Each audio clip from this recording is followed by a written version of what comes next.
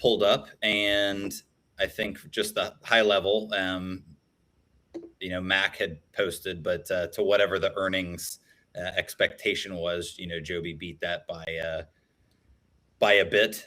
Obviously, right now that's not the main focus of things coming out of the New York test flights, and of course with certification and the TIA flights on the horizon. So as I've got the shareholder letter pulled up, any first thoughts that you had while I I just wanted to, the shareholder letter isn't up anymore, unfortunately.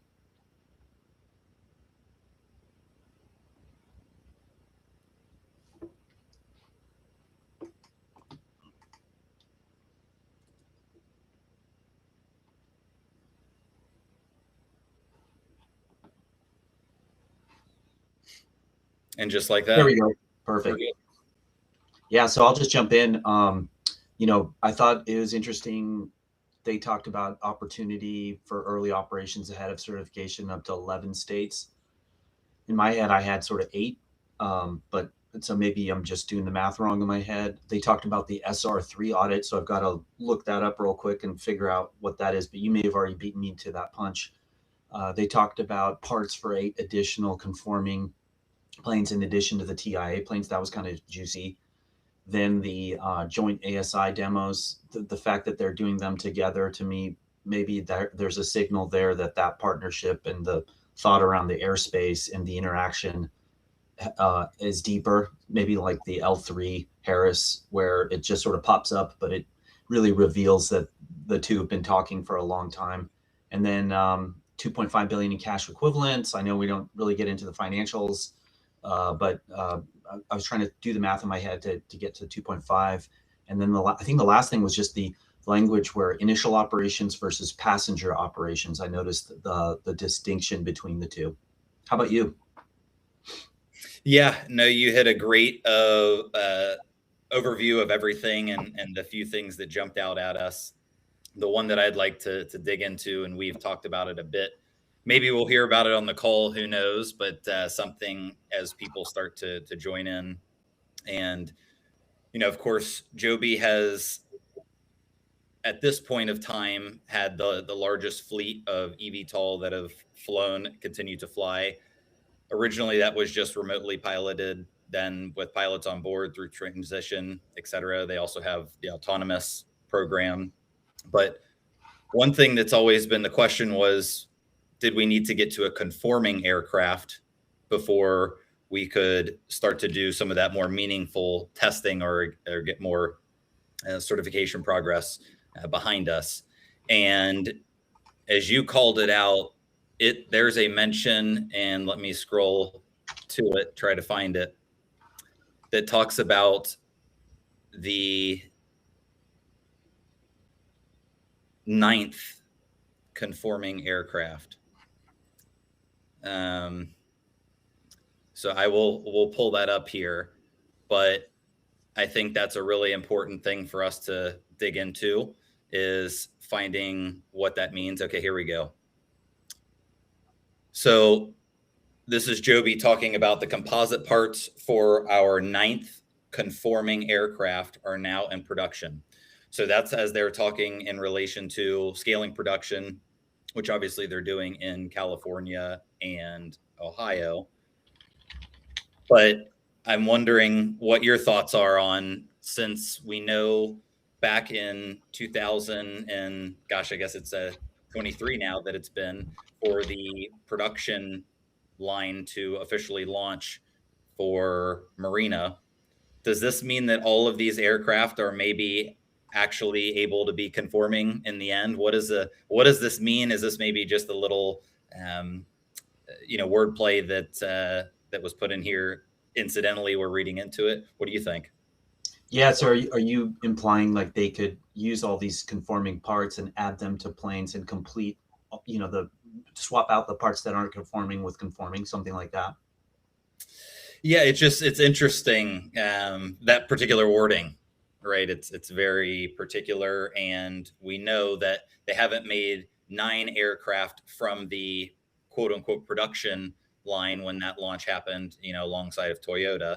But anyway, it was just one little nugget that really jumped out at me because it's never been spoken about in those terms. But I think, just as important as hearing that as they're starting to ramp, something that jumped out in the sentence right before that was that their composites production is already running at 2.5 times the volume that they were last year. Yeah. So that's a whole bunch of composite parts. At this point, they're doing so much testing. You wonder what they're doing with all those composites.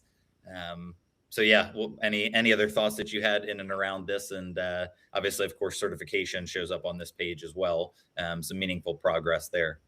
Yeah, I think it's an intriguing point. I've always wondered whether some of those planes, are nearly conforming, they've moved the conforming needle steadily. So it would be interesting. And then, it's hard to know because it's hard to know like how many planes they need for the commitments that they have in Dubai or EIPP, and then their own internal testing. And then last quarter, we learned about the defects that, or Joe Ben spoke to the defects. So it's gray for me. It's hard to know how many planes, which ones go where. And then there's ongoing demos. We've got the Saudi Arabia announcement last year that talked about having testing this year. So there's just a lot going on. I think the volume of production, as I've always wondered, like, when are we going to start to see the results of it? Because we've been tracking through some of the other shows we've done. We've talked extensively about the manufacturing line and how productive they have become, and then also the hiring and the ramping and the multiple shifts. So there's a lot that's being produced. And so where does it go? Does it go in existing planes? Great idea. Probably, maybe there's a couple that seems like logical.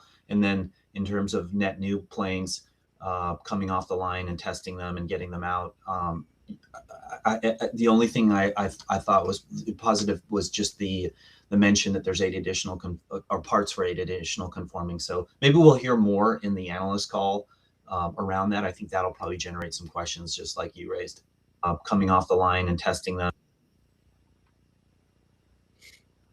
Yeah, we'll see what I think. The letter, obviously, there's so much that Joby's reached in terms of milestones over the last little bit of time. So for obviously not just the first quarter, but they talked about in their New York Electric Skies flights, of course, which is in April. But when I think about, just to kind of close out before we'll shift over to I think something that's a little bit more something that we can dig into, is to the point of where do all these things go. I think if you do have demonstration flights of some sort, whether that continues in Ras Al Khaimah or in the UAE, or if it goes over, of course, into Saudi, I think you'll probably just have one plane that does that, right? Because Joby's already shown they can shift their aircraft across the globe and still be able to fly, whether that's from Marina to Japan, Marina to Dubai. But I think something I wanted to highlight from the shareholder letter is when you see, and I'll flip over so we can zoom in a bit better, but Joby highlighting here that they now have 3 large-scale structural tests to completed for parts that they're trying to complete, in their Santa Cruz facility, which is interesting. So that's different than Marina. And from what you see in this picture, obviously that's a tail section and then a fuselage. And so, as you pointed out, the comment from Joe Ben about defects, just to clarify, those were purposeful defects or test articles, as he refers to them, that are built in, and then some of the testing happens. So I think, it's really important to see that, Joe Ben said that sometimes that's even harder to build than the components themselves. And to see that Joby has, some serious rigging going on, and obviously the tail section and the fuselage, these are not small pieces of the puzzle. These are quite significant structure. I mean, you can just see next to these guys here that are standing at the rear, this is, the aircraft is up on some serious machinery here that's going on in terms of this testing process. So anyway, I think it's really exciting to see, the more of these put together tails and fuselages that we see from Joby, we know that they don't need to use old pictures. And if this is a new testing rig, setup, that those are probably some more aircraft that are in final assembly. If you look at this one here that I'm circling, you can actually see the nose of the aircraft is on that. So that's not just the tail, that's the full aircraft, essentially, fuselage and tail, short of the wing. But yeah, just some exciting little pieces. And then before we switch over, once the call comes on here shortly, I did wanted to highlight, we can obviously go back to this as we discuss after the conversation, but there was some highlights here.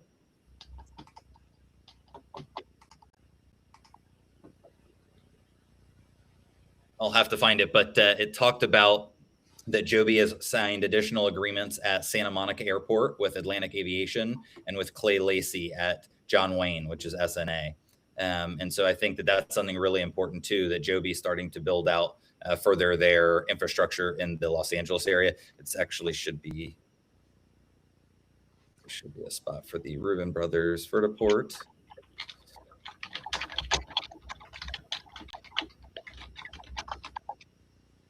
Well, wherever it is, but that is called out here. So we'll have to review that later. So I'm going to mute myself here and try and pull up the call here as soon as it goes live.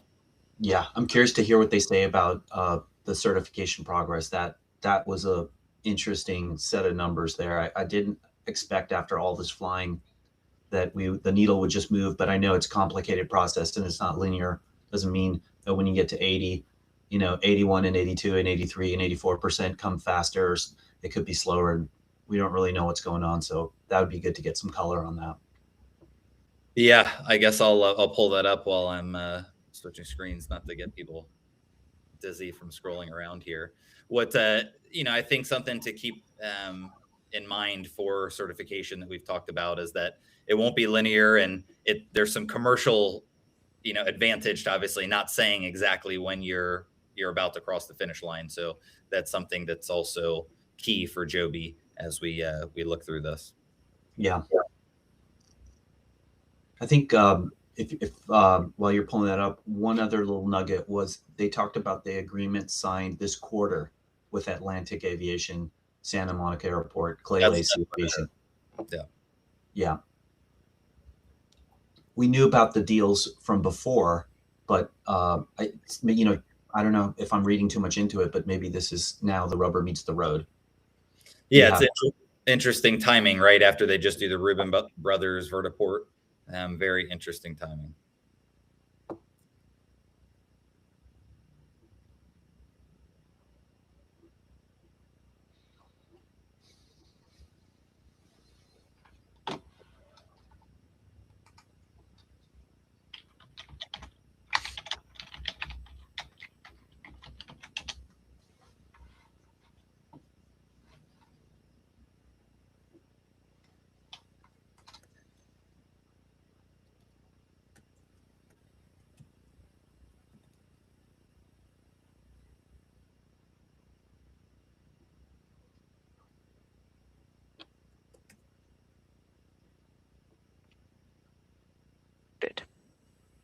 I would now like to turn the conference over to your host, Teresa Thuruthiel. All right, please go ahead. We're live. Thank you. Good afternoon and evening, everyone.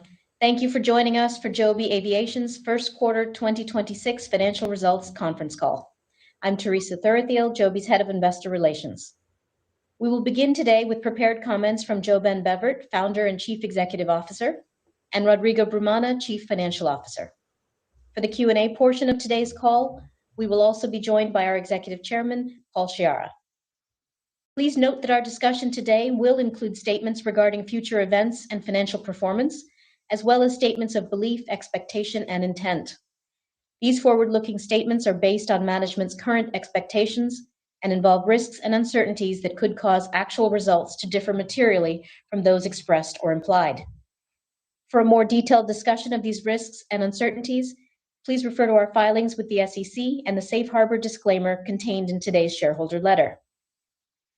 The forward-looking statements included in this call are made only as of the date of this call, and the company does not assume any obligation to update or revise them. Also, during the call, we will refer both to GAAP and non-GAAP financial measures. A reconciliation of non-GAAP to GAAP measures is included in our Q1 2026 shareholder letter, which you can find on our investor relations website, along with a replay of this call. With all of that said, it is my pleasure to turn the call over to JoBen. Thank you, Teresa, and thank you everyone for joining us today. It's been less than 10 weeks since we last spoke, but despite the short window, I'm pleased to report that it's been another exceptional quarter of progress across all core areas of Joby's business. Perhaps the biggest news of the quarter was the selection of states that will participate in the White House-backed EIPP program.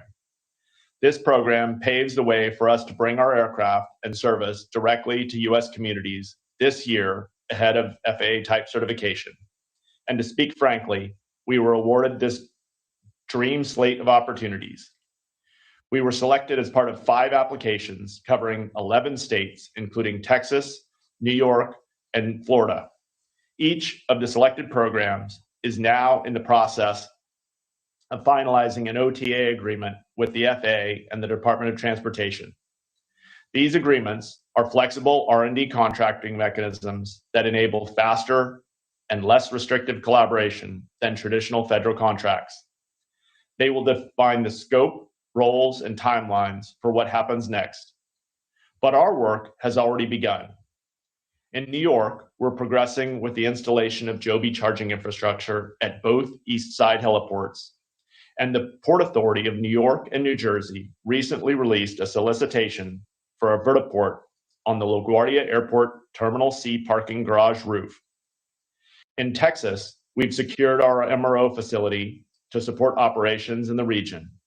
And in Florida, we've been working with Orlando International Airport on the development of a dedicated vertiport for air taxis. In other states, like North Carolina and Utah, we're planning how to begin autonomous cargo flights using our Superpilot technology. Importantly, we're also already showing that we have the technical and operational maturity required to participate in the program. Alongside flying our first FAA-conforming aircraft for TIA this quarter, we conducted a series of demonstration flights in the Bay Area and New York.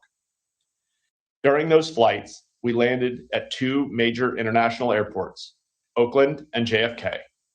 We flew to 3 Manhattan heliports.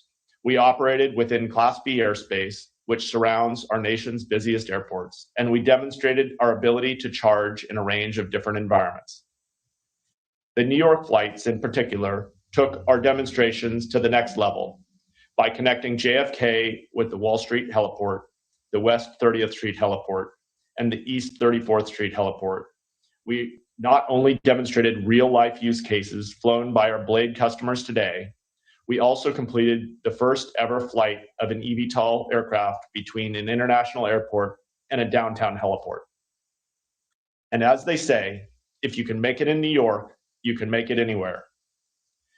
Whether it's flying past the Statue of Liberty or the Golden Gate Bridge, these flights demonstrated without question that we have the aircraft, the team, the tools, and the experience required to make the most of the EIPP program. But that maturity hasn't come overnight. Our first transition flight with this design was way back in 2017. The success you are seeing today is the culmination of years of careful work in developing, testing, and producing mature VTOL-capable aircraft. And that maturity will be key to delivering real VTOL passenger operations as part of the EIPP program. But to do that, you also need infrastructure. And I'm pleased to report we're making excellent progress on that front too. Our New York demos highlighted the incredible value of the landing sites and lounges we gained access to as part of our Blade acquisition, which includes America's 3 busiest heliports. In LA, we announced a partnership with the Rubin brothers to bring a vertiport to the iconic towers at Century Plaza. In the Bay Area, we announced a partnership with the SAP Center to develop a vertiport in a key San Jose location. And in Dubai, we celebrated the completion of the first ever purpose-built commercial vertiport. Located right next to Dubai International Airport, it will serve as the operational hub for our services in the region. These are the first of multiple infrastructure developments and partnerships you'll be hearing about as our recent demonstration flights and EIPP opportunities accelerate conversations with partners around the world. Over the last few years, we have set ourselves apart thanks to the maturity of our aircraft design and our progress through certification. But as we scale production to meet the demands of our early markets and the EIPP program, it's clear that our head start on manufacturing will be equally important. The experience we are already building in certifiable production processes, production efficiency, supply chain optimization, and inventory management are all going to be just as important as the technical and certification lead we've built over the last few years. By producing more aircraft, we'll be able to serve more markets and more customers, enabling us to access progressively lower unit costs ahead of our peers. To put our ramp into context, we are adding a third shift to our composites layup team and our automated fiber placement team. We're training batches of new technicians each month, and our composites team is already producing 2.5 times the volume of parts it was producing this time last year. But it's not just about volume, it's also about quality, and to some extent, speed. We aren't building prototype parts anymore, we're building conforming parts for conforming aircraft, and we're seeing incredible results as we ramp production. As we moved from producing composite parts for our first conforming aircraft to our 5th conforming aircraft, we have the time required to produce parts while simultaneously improving quality. Today, we're producing parts for our 9th conforming aircraft, and we continue to do all of this with Toyota at our side. We're embedding the knowledge and experience of the Toyota production system as we go, including practices such as Gemba walks, where you observe work directly on the factory floor, and Obeya rooms that centralize project information to accelerate decision-making and foster collaboration. This kind of day-to-day collaboration and knowledge sharing is invaluable as we ramp production, and we're incredibly fortunate to be learning directly from such an experienced automaker. On certification, we remain focused on the 5th and final stage of the type certification process and are making strong progress. During the quarter, we successfully completed our SR3 audit with the FAA, a milestone years in the making. The audit reviewed our aircraft design and safety requirements, test results, and development standards, and confirmed that the test results we are producing meet the FAA's expectations for the final phase of certification. This achievement, along with so much of what we've discussed today, is testament to the incredible work our teams have done over the last 5 years, and I'd like to take this opportunity to thank Didier for his remarkable contributions. He will be with us through the early July and will continue to support us as an advisor after that. As we look ahead, we are promoting a number of our leaders to optimize our organizational efficiency and velocity. Looking more broadly across our product platform, we also completed full transition flights with our turbine electric VTOL aircraft during the quarter, including a 148-mile flight at our max takeoff weight of 2,400 kilograms. As a reminder, this aircraft is built on our standard electric S4 platform and introduces a gas turbine for increased range and payload. Achieving transition is one of the hardest technical challenges faced in the development of this technology. But by using our existing platform, our own core technologies, and our experienced team, we've been able to deliver it in record time. That allowed us to demonstrate its maneuverability and endurance to the US Army last month, alongside our partner L3Harris. There are live contract opportunities in this space today with clear capability gaps and strong demand for this type of system. That same operational experience and aircraft maturity is key to the partnership we announced with ASI, or Airspace Intelligence, last month. ASI has quietly built a reputation as a true leader in airspace modernization with their high-fidelity 4D modeling and AI tools. And they are one of 3 companies currently competing to provide the software foundation for the FAA's brand new air traffic control system. While our aircraft was designed to operate comfortably within the current system, we have always believed there are better ways to deliver higher volume eVTOL operations, and we are very excited about the ongoing work to modernize air traffic control led by Secretary Duffy. Alongside ASI, we plan to run real-life demonstrations of how scaled operations can be safely integrated into complex and high-traffic airspace later this year. This work is also an important step towards fully autonomous eVTOL operations. With our Superpilot stack, we already have the technology to do this. What's been missing is an airspace management system that allows for fully digital deconfliction of the airspace. Our work with ASI should help pave the way for this important next step. And if it's successful, it should mean safer, lower cost aerial transportation for eVTOL and every other aircraft that uses US airspace. We close out the first quarter with a very strong balance sheet, incredible progress across all areas of our business, and the clearest path we've ever had to beginning passenger operations. With our recent New York and San Francisco demos behind us and the EIPP program ahead of us, communities across America aren't just reading about the future of flight or hearing about it on calls like these anymore. They're seeing it in the skies above their own cities. And as I said to our team when we rang the opening bell at the New York Stock Exchange last week, just half a mile from where our aircraft landed an hour later, we are quite literally ringing in the next golden age of flight. Rodrigo, over to you. Thank you, Joban, and good evening, everyone.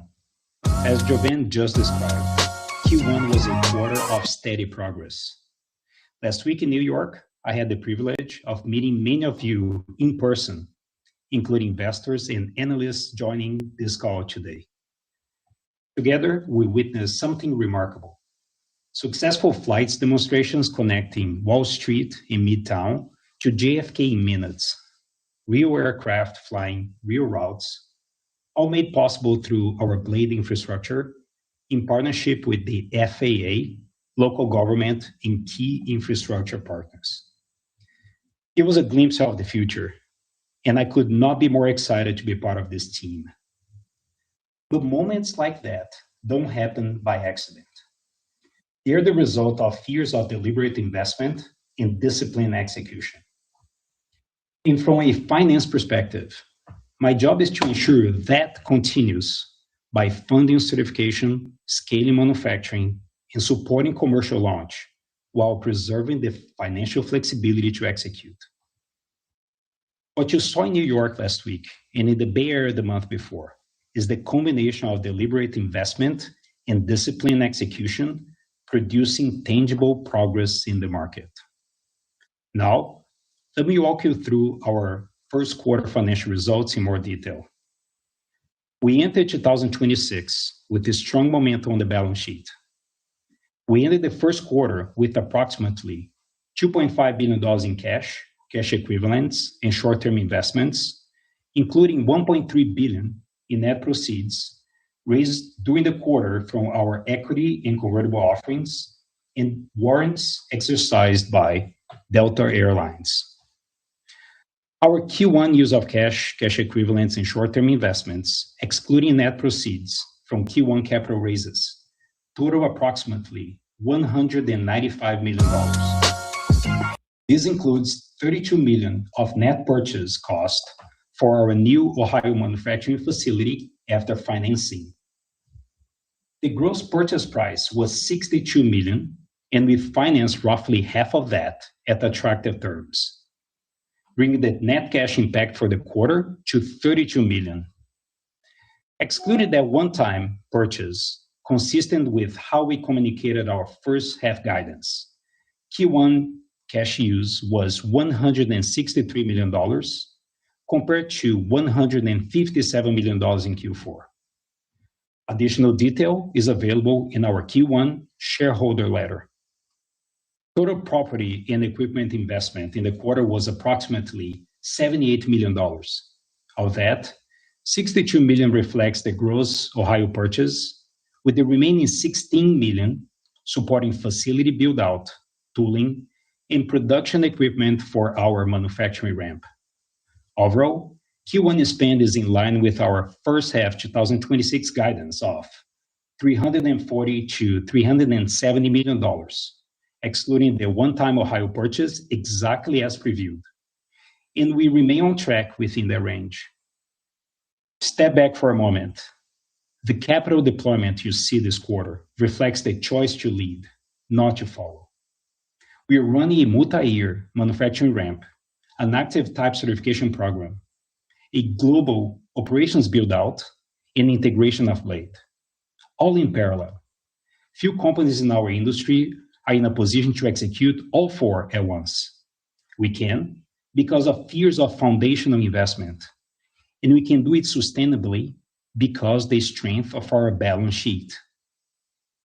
On a GAAP basis, we reported a Q1 net loss of $110 million, a $12 million improvement compared to the $122 million net loss in Q4.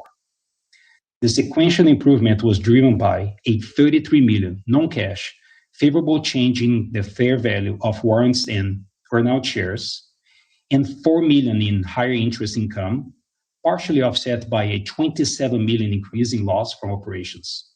As a reminder, the fair value revaluation of warrants and earnout shares is driven primarily by changes in our share price and can introduce meaningful non-cash volatility from quarter to quarter. Revenue for Q1 was $24 million, which was mostly Blade. Compared to Q4, revenue decreased $7 million, reflecting the absence of the one-time revenue we recognized in Q4 for the flight demonstrations in Japan. Blade performance in Q1 was strong, and we are now heading into the seasonal ramp, with Q2 typically building as weather improves to a Q3 peak. Service levels in customer demand remain consistent, and Q1 puts us on a solid trajectory toward our full-year revenue guidance of $105 to $115 million. Total operating expenses for Q1 were $258 million compared to $238 million in Q4. The $20 million increase was primarily driven by continued investment to support certification, manufacturing ramp, and commercial readiness. Adjusted EBITDA, a non-GAAP metric that we reconcile to net income in our shareholder letter, was a loss of $179 million in Q1, compared to a loss of $154 million in Q4. The $24 million sequential change reflects the revenue and expense dynamics I just described. Taken together, the capital deployed in Q1 reflects deliberate investment in the capabilities that set Joby apart. Advancing certification, scaling manufacturing in California and in Ohio, and building the foundation for commercial launch. Q1 was a quarter of steady execution, and as the flights in New York and in the Bay Area demonstrated, our progress is increasingly visible, not just on the certification pathway, but in the skies above our largest cities. We have the balance sheet to lead and the discipline to do it well. Thank you for your continued support, and operator, please open the call for questions. Thank you. At this time, we will be conducting a question and answer session. If you would like to ask a question, please press star and then 1 on your telephone keypad. A confirmation tone will indicate your line is in the question queue. You may press star, then 2 if you would like to remove your question from the queue. For participants using speaker equipment, it may be necessary to pick up your handset before pressing the star keys. The first question we have is from Kristine Liwag of Morgan Stanley. Please go ahead. Hey, good afternoon, everyone. Jovan, Paul, Rodrigo, Teresa. It was really inspiring to see the Joby aircraft land in front of me in my own eyes at the West 30th Street vertiport last week. So thank you for that. I guess, with the very visible progress of Joby with EIPP, can you talk about what kind of conversations you're having with incremental customers? Because, as you guys touch on your prepared remarks, the future is here. All the years of hard work that you've had is really coming to fruition, and you have these capabilities occurring now. And so as these kind of firm up in what people could see the true mission of this, can you talk about those customer conversations and how quickly do you think those potential orders could materialize?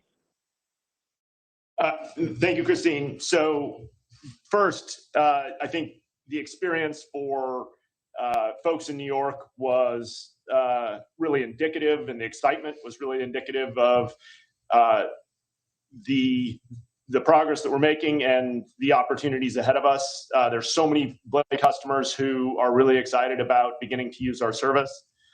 I think that the next element of that, I think you're referring to is sales of aircraft. And as Paul's talked about a number of times before, that's certainly a lever that we can choose to pull as we desire. There is a huge amount of demand from many international markets, and we may dial that depending upon the market. And then I think the third area where we're really seeing momentum and an opportunity to capitalize on the demonstrations we've been doing and the momentum around EIPP is around infrastructure. And I think that really accelerating those infrastructure conversations and getting more and more takeoff and landing locations built out is a strong opportunity. And then I would just back to your question about aircraft sales. I might turn it over to Paul to touch on the opportunities on the defense side. Sure.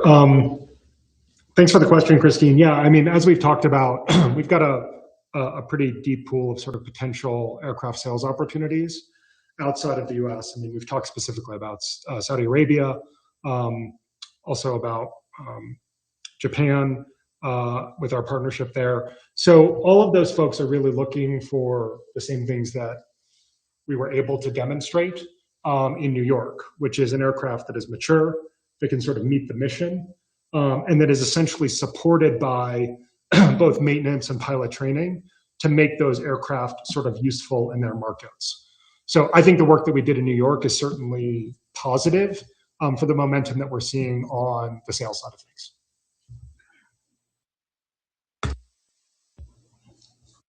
The next question we have is from James Kirby of JP Morgan. Please go ahead. Hey, good afternoon, guys. Thanks for the time. Just for the EIPP, how are you thinking about sequencing the initial aircraft for the program by both location and operation? Is it a decision tree that is based off potential revenue opportunity or maybe where infrastructure is already in place? Or is there a regulatory angle to that? Just kind of initial thoughts. I know it's early just on how you're looking to scale into the EIPP. Thanks so much, James. So I think it's both of those elements. It's about infrastructure, and you have some states that are really moving very rapidly at deploying additional infrastructure, and that's we're thrilled about that. And then there's also opportunities like in New York, where we already have existing infrastructure and an existing customer base, and being able to bring the acoustic signature, the really remarkable acoustic signature of our aircraft to places that are currently quite impacted by helicopter noise, we think is a massive opportunity. So we do see substantial demand across these EIPP markets, and we're very excited to be ramping our manufacturing as aggressively as we can to deliver on that opportunity. The next question we have is from Andres Shepherd of Cantor Fitzgerald. Please go ahead. Hey, everyone. Good afternoon. Thanks so much for taking our questions, and congratulations on all the great progress. And I echo those thoughts earlier. It was very exciting to see the aircraft in a natural environment. Joe, but I guess my question, just to build from the last one, is around the EIPP. Curious to get your vision on kind of how you see the program starting and kind of ramping up from there. We know obviously it'll run for 3 years. We know it'll start this summer. We know some of the projects have been selected. There might be a few additional ones.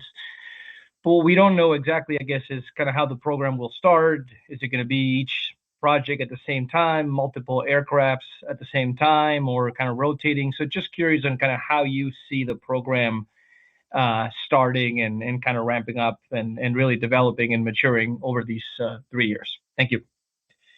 I think the best crystal ball we've got at the moment is that we'll be signing, or that agreements will start being signed in Q3, and that as we move into the back half of the year, we'll start to do operations. I would expect operations both for our eVTOL aircraft as well as for our autonomous platforms. And on the eVTOL side, we are, as I mentioned before, ramping manufacturing as aggressively as we can to be able to field as many aircraft into the EIPP markets as we can as we look into the back half of this year and the first half of next year. We'd really like to get those fleets in New York, Florida, and Texas built out. Ladies and gentlemen, just a reminder, if you would like to ask a question, you may press star and then 1. The next question we have is Savi Syth of Raymond James. Please go ahead. Hey, good afternoon, everyone. I know you started flying the first kind of conforming aircraft. I was just curious, when you think you'll start kind of for credit testing of the aircraft, and what do things need to transpire to get there?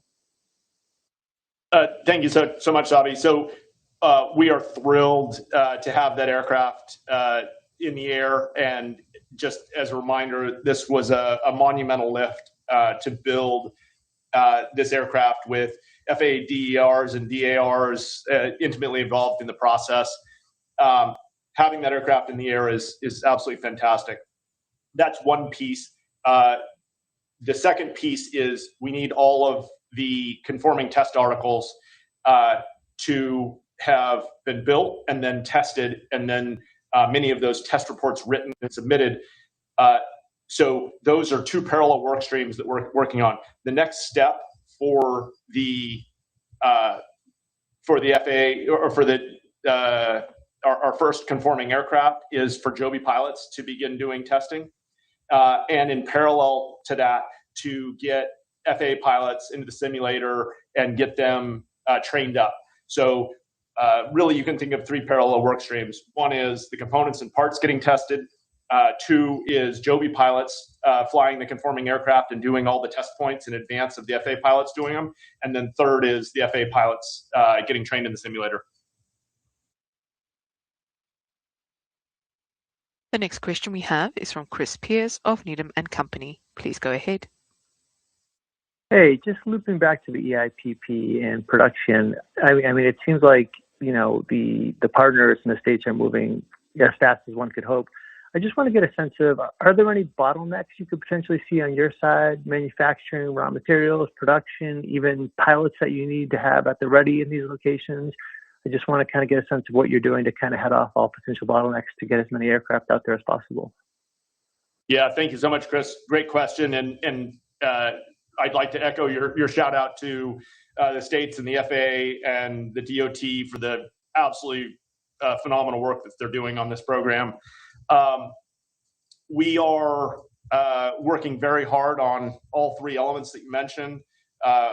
1, supply chain, 2, ramping manufacturing, and 3, we made a very early investment in our flight simulator, and having that installed now and preparing that for beginning to train the FAA pilots is really speaks to the Joby team and the incredible foresight.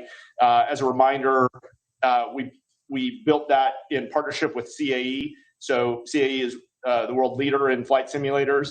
Joby develops all the flight dynamics and the flight controls that run on that, and CAE provided the hardware. was an amazing partnership, and we're so excited to start training pilots in it. Ladies and gentlemen, just another reminder, if you wish to ask a question, you may press star and then 1. The next question we have is from Austin Moeller of Canaccord Genuity. Please go ahead.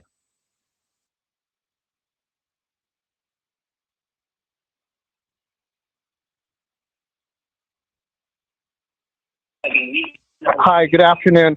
So just my first question here, what is the status of the production activity timeline in Ohio, and do you plan to add shifts there over time as well? Thanks so much, Austin. The ramp of the team in Ohio is going really, really well. As a reminder, folks, we're doing propeller blade manufacturing there, and we're really pleased with the bring up of that facility.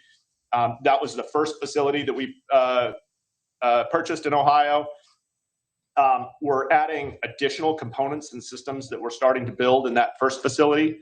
In addition, as a reminder, we bought an additional 730,000 square foot facility across the street, and that facility is beginning to get the build out and preparing that facility for our beginning to put production processes into that facility. So it's 2 parallel work streams: one, building the workforce and adding more and more capabilities for our team in Ohio, and the second is building out that larger facility. So really, really pleased with the momentum and the maturity that we're seeing out of the team in Ohio.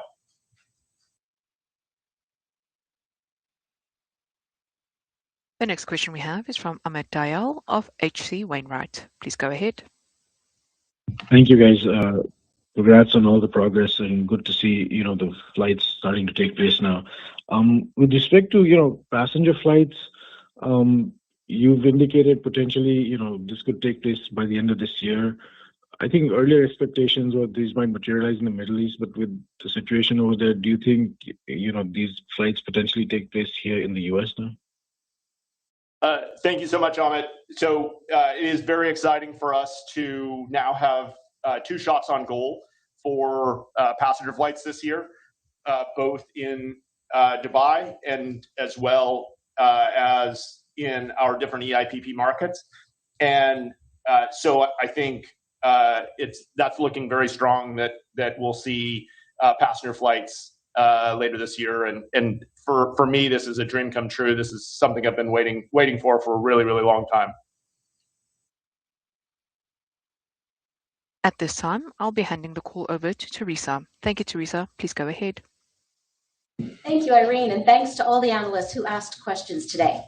Earlier this week, we invited members of our Reddit community to submit questions. We received a bunch of different questions about EIPP, future stops on our Electric Skies tour, and conforming aircraft. So let's jump into a couple of them. First question asks, how far along are the other FAA conforming aircraft that are in production?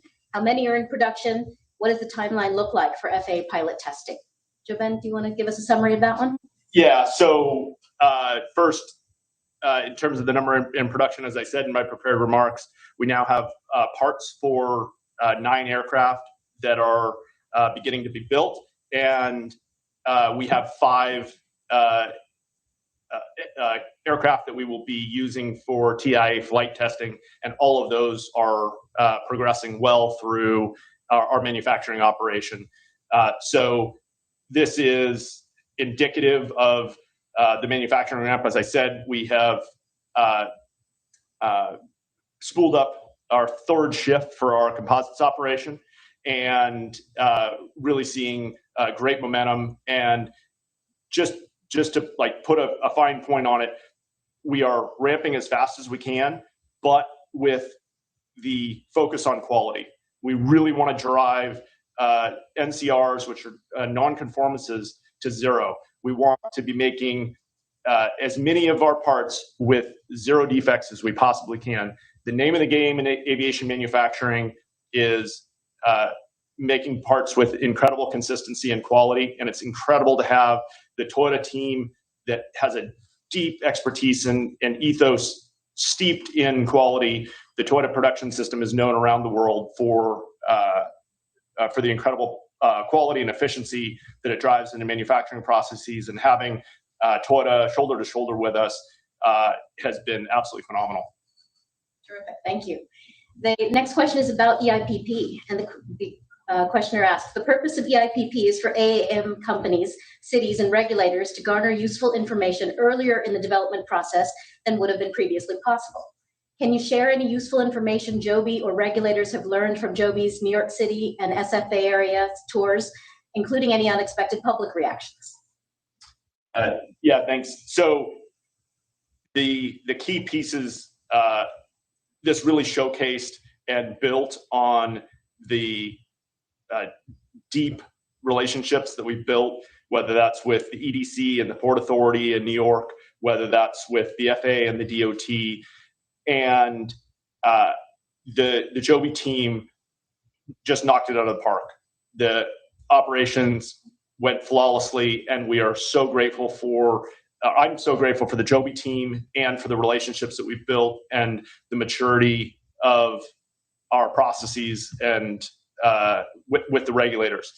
I think the thing that stood out for me the most, and I think was really remarkable about the flights, was people getting to hear our aircraft for the first time, and specifically not hear our aircraft when it flies by overhead.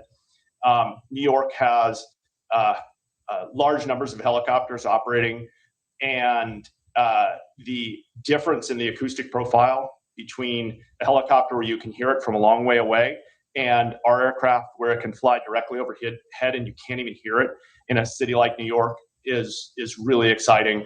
And we can't wait to bring our aircraft to New York, to Florida, to Texas, and we're so grateful for the DOT and the FAA for the remarkable work that they've done on the EIPP, and very grateful for the states in their incredible execution on this program.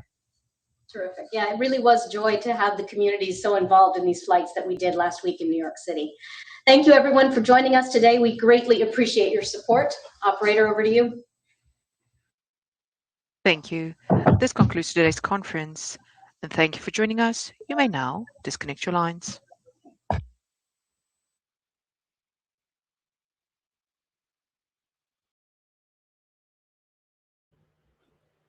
All right, that's that. Another one in the books. Another one in the books. Yeah. What? Any first thoughts? First feedback? It was not so event. After everything that happened the last couple of weeks, hard to top that. But what was your first takeaway? Oh boy, I've got lots of little nuggets. There wasn't anything really major. I'm still kind of thinking about Joe Ben at the end and his, I know there's a lot to cover, but if we just kind of step back like 5 steps and think about, here's this dude who dreamed up this whole crazy idea. And then, we sort of closed on how, what did he say? He said something to the effect of, thing that stood out to me the most, people getting to hear our aircraft for the first time, specifically not hear the aircraft. And, it's just like, it's happening, and here he is, seeing people react to like what he saw early on and the vision, and then, all the hours and years of development to make those propellers quieter. We saw in some of the interviews Joe Ben's done, he still wants it even quieter. Right.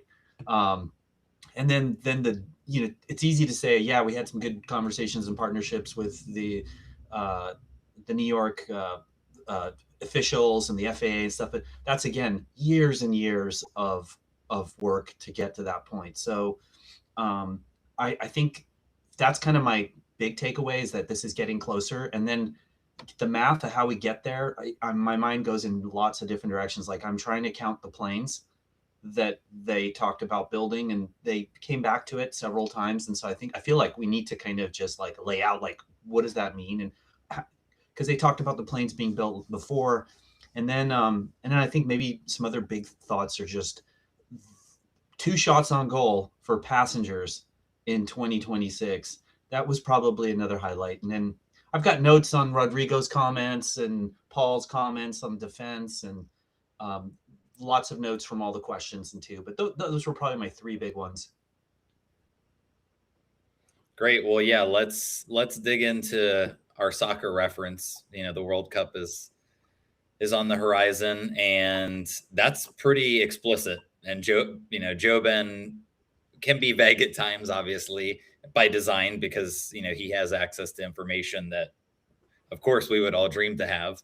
But I think that is obviously, number one, to reiterate for investors and broadly speaking, to lean in from Dubai and that things are on track there. So that makes sense. But also it sounds like from what, as much as we can, hear about, and then day to day, news articles will say, there's something happening in and around UAE with the conflict over there.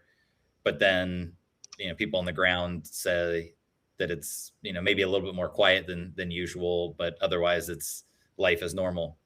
So I think we'll get some more over time with that. Obviously, the backing and support from the Crown Prince himself, they're going to take care of their safety of everybody more than just their air taxi ambitions, and aspirations. But I am excited that he said, as you highlighted, 2 shots on goal. And I think, Dubai, outside of the macro and the conflict that's happening there with Iran, everybody expected that. I think both of us did. Even if you're more on the tentative side of how bullish with Joby, and that might not have been paid passengers, but certainly, passengers were definitely on the possibilities of things to happen this year. But to hear him reiterate it for the States, and then we heard that quite a bit in New York about, how significant the lean in had been from regulators and local, down to city council people there in New York, but also more broadly. So, I've said that many times in our conversations, on here and also offline, but obviously they have to make money with this. But as soon as passengers are into that aircraft, yes, it matters if they're paying, of course, but that milestone, that is a de-risking event.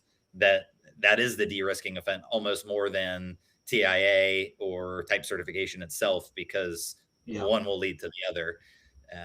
But anyway, I think that's a huge piece of the puzzle, for me. Yeah. And I think we've talked about this in the past, but in terms of passengers, it's likely to be Joby employees. Yeah, employees, obviously some of the Toyota team. That makes sense. And also, certainly you're going to have some of the engineers and whatnot that are just part of the testing. It'll be helpful for them to be on board. Just part of the passenger experience, right, is going to be something. But Joby's done a lot of technical work so that the cabin experience, it's not just called a quote unquote air taxi, but it would be as comfortable as riding in a safe, smooth ride on the ground. And, once upon a time, we did talk about a patent that we uncovered on what Joby can do in terms of some work with, as their propeller blades are in flight, that they can dynamically adjust those and it changes the acoustic pitch. Now they've done that to make the aircraft quiet, broadly speaking, but they can make it quieter for even the people inside of the aircraft. So anyway, just some neat little things for Joby as they get closer and closer. Yeah. So it looked like I just saw that at 3:00 is when the Electric Skies official YouTube premiere is going to launch. So we've got 15 minutes here to maybe answer some of these questions from the chat. I think a lot of it was just kind of more speaking to what was going on. But if anybody wants to start to drop questions in here, and we can roll into that piece of things. In terms of maybe let's dig into the topic of aircraft. Yeah. right? Of how many, what we're looking at, what does it seem like? Because we know what's out there. Obviously, we know what's built, the FAA registration of some of the aircraft. So what do you think? Yeah, so I mean, I was hoping to get some help. I was looking in chat. FTB 3451 talked about 5 coming off the line and 4 more in person. That gets to the total of 9. But and I know that there's 5. They need 5, and I'm not. And I keep feeling like we're counting the existing conforming plane as one of the 5. So is that 4 more coming off the line or in production? So maybe you can help us kind of see it clearly. Yeah, well, as clear as I know it, but I think, well, for sure, when they originally talked about the 5 aircraft, from my understanding or how it was taken, was that one, that just came off the line, 547 Juliet X-ray is one of those 5. So that was the 5 that were mentioned explicitly for different phases and different components of the TIA for credit flight testing. So obviously Joby will do their piece of the puzzle, but for FAA and TIA.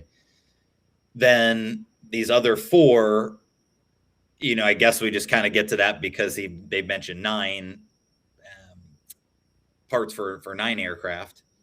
So now that's just for the composites. So if we kind of break these down, the wing technically is included in that. So, then if it just comes down to, right, obviously the Garmin partnership that they have, but these are Garmin flight decks that exist already. So, we know that John Wagner and team are making the rest of the power electronics in-house, and they've got flight computers, as much as they need, as far as they need. They're also doing the batteries, et cetera, or putting together the packs at least in-house. That they've already signed a couple years ago with Toyota, that they're going to be supplying, for long-term, some of these other pieces. So yeah, it was weird at the end of that call. I don't know why, because it was otherwise more benign or not too much works. But yeah, I think that they may have more planes than we're expecting. I think that possibility is increasing. Yeah, it seems like the way that the language they're using, and I know this is all, everyone's in the industry is very careful for lots of different reasons, whether it's, competitive advantage or surprise factor or, issues with their process. It seems like they're being a little coy because you can't directly, if there was a very simple straight answer, they would announce it, right? And then we also know that they need to use build parts for testing. So you might have parts for a plane, but those parts might not all be assembled, right, in one plane. If I'm making sense.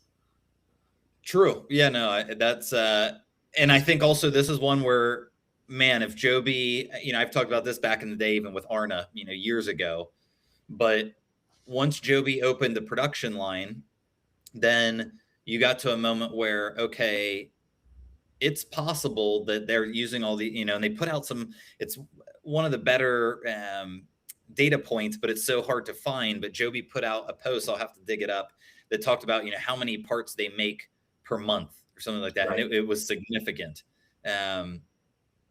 So when I think about, the number of parts that they have, if they are stockpiling and when they have, essentially by the time that TIA 4 credit flight tests begin, type certification, they've started to almost sign that approval, right? Yeah. One leads to the other and with almost a surety.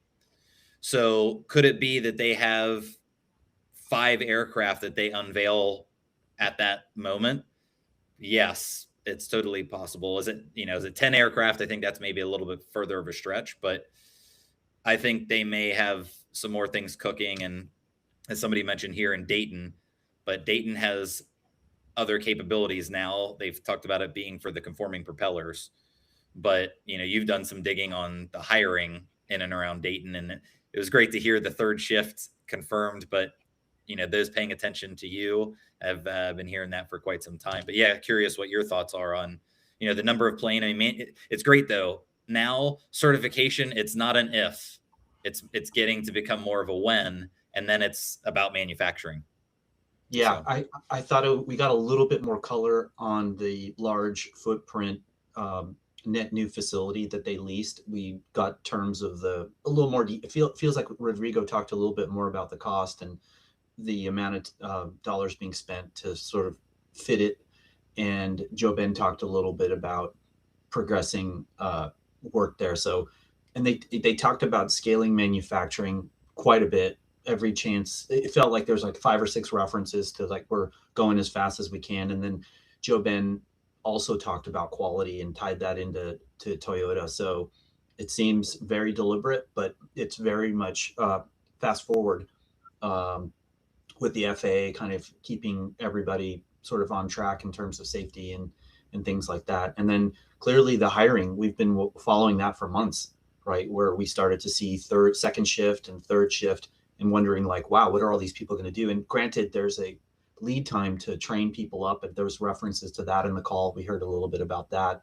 Very happy with the talent, people bringing them up. There's some comments in chat too about the level of experience that the Joby Manufacturing Ohio lead has in terms of manufacturing. We've seen that across the board. Whenever they hire people, they're getting really top talent. They're getting someone. I think we saw a hire in. I know I'm bouncing around from Dayton to Dubai, but I think they had a recent hire in Dubai that was somebody who was also a pilot, and we've seen that quite a bit where they're really smart people who might be subject matter experts in their field, but then also have an aviation itch that they've, scratched on the side or gone to school.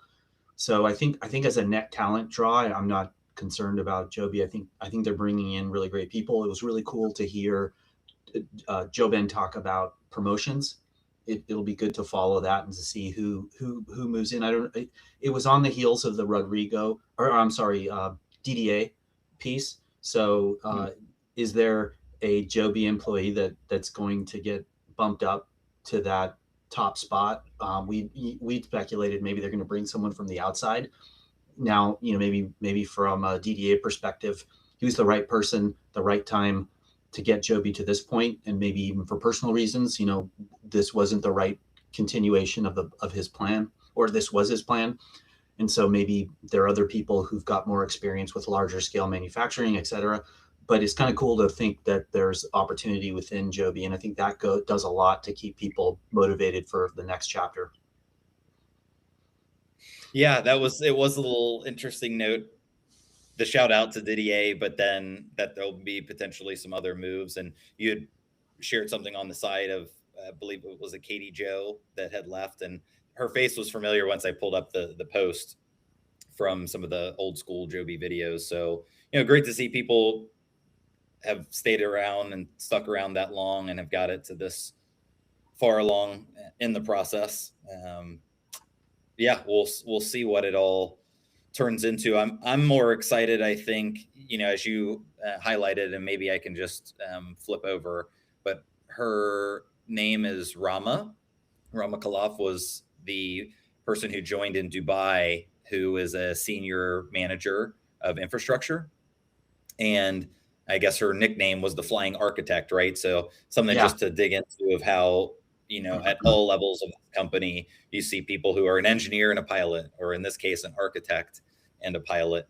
And, it's definitely telling when the talent that's in this space, which is obviously a nascent industry, but it's pulling from EVs, pulling from legacy aviation, tech more broadly, software, mechanics, from the trades. So it's pulling from a lot of existing things. But as people start to make their picks in where they want to work, because I think for a lot of these people, gosh, I wish I had an engineering degree to have your pick of the litter of where you're going to go. And I don't think it's even in just the eVTOL space, right? If you're looking at SpaceX or Raytheon or L3 Harris or some of these others, that you do have, another option, I think, in Joby. And Joby Special Projects team, we probably don't, we're not going to hear about those people that they're hiring, but we know that team has grown. And Edward's been leading that as he's been along for the ride for since the beginning. Yeah. So anyway, a lot of great talent on board for Joby. I know we got 3 minutes before we get to see the next part 3 of the Joby YouTube work, but I'm reflecting a little bit for all the people who are watching now, and the two of us, like, we're all really hardcore in this, and it's interesting. It felt like there wasn't a lot of news, but when you really think about it, I think if you hadn't been paying attention to the space and you just came into the call, or you just read the shareholder letter, I think there'd be things like, oh, the LaGuardia Air vertiport, like, we knew about that, right? So we knew about the hiring ramp. We've been all following the flight tracking. So on one level, it was a sort of nothing burger. Maybe there's some questions around the certification progress only bumping up a couple points despite all the flying and all the activity. We can talk about that we can speculate that that's just sort of the process isn't linear, but a lot of the kind of juicy things we kind of knew about earlier.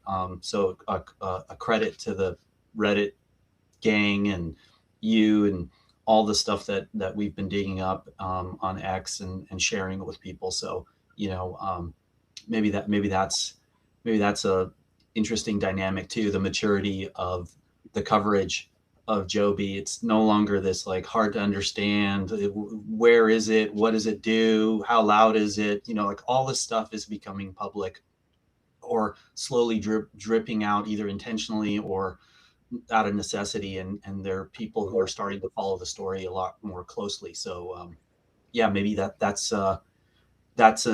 alludes to the future. These calls may just see a bit more ho-hum, and I mean, in the far future, we'll start to get into the numbers, and maybe that's when we start tuning out of these things. I know we're not tracking Joby's financial progress and things like beyond just the big rocks.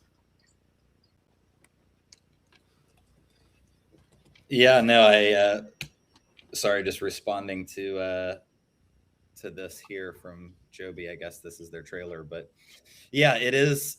We have reached a point where I think also, shout out, I put it into the chat, but for Dad191, who leads the Joby subreddit on Reddit and has done a lot of work and extremely passionate, and got a chance to visit the facility recently, which was incredible to have somebody having updates where he actually saw the flight simulator where the first level 7 is installed, where the level C, the full motion, is going to be, some of those things. But just shout out, and the amount of engagement now we have, even if it's still growing a bit, the Q&A from retail investors. It's great that Teresa, shout out Teresa, she's been there at head of IR for quite some time, since back in 2022 when I visited and the factory, and she was really instrumental, super engaged with trying to get retail on board. And so it's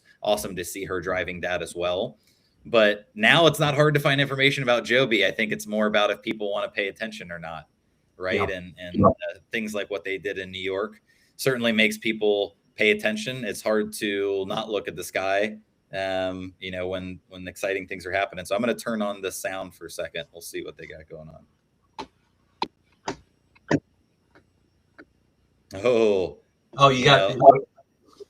They really liked what you're saying. They want you to expand on that for another 4.5 minutes. That's funny. Well, so this happened the other day, actually, when they, this is a great segue.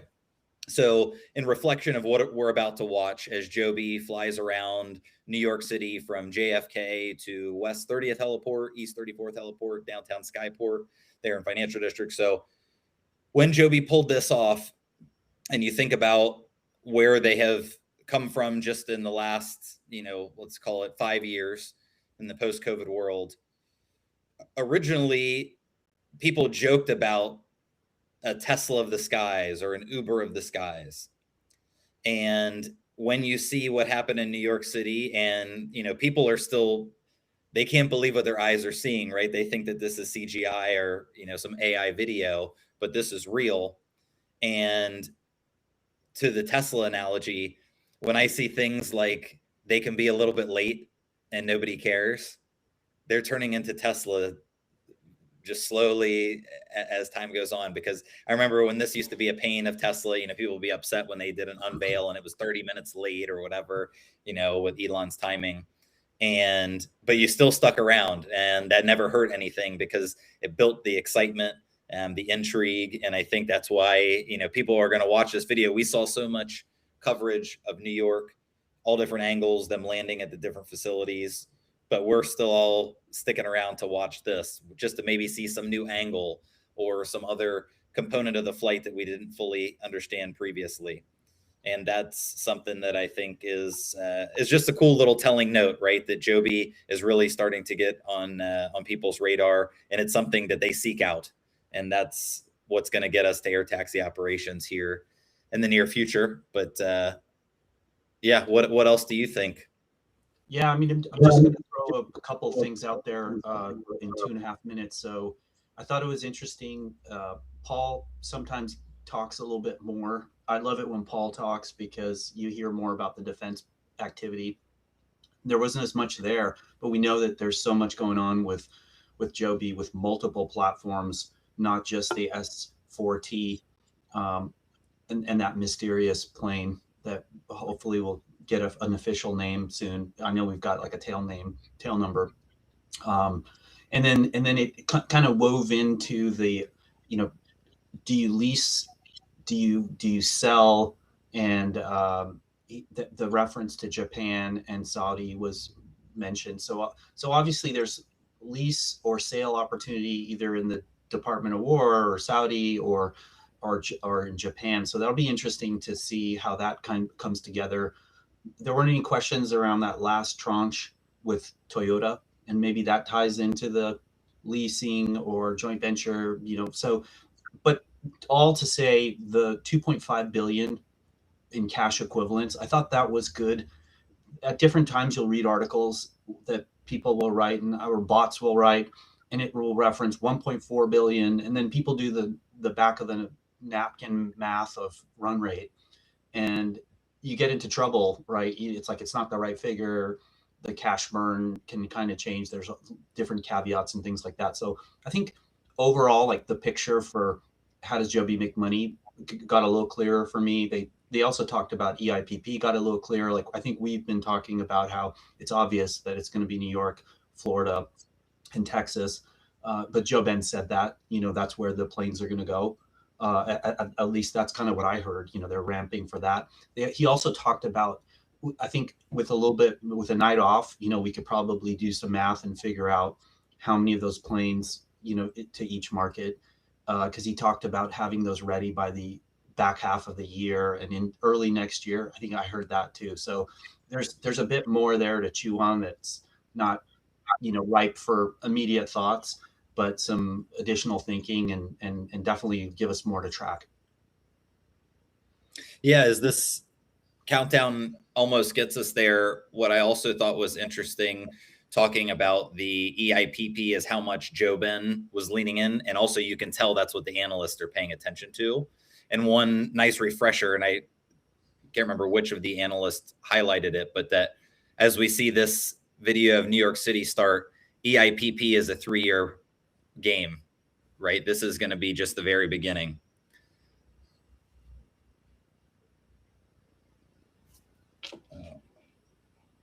About rolling out service in New York, Florida, and Texas. This is a really exciting moment for the launch of this next mode of transportation. Love innovation. Would you try it out? Would you do it?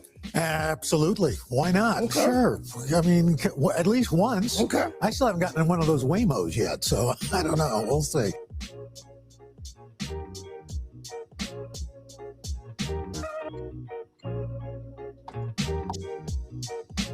Flying, setting 90. All right, there's the idle.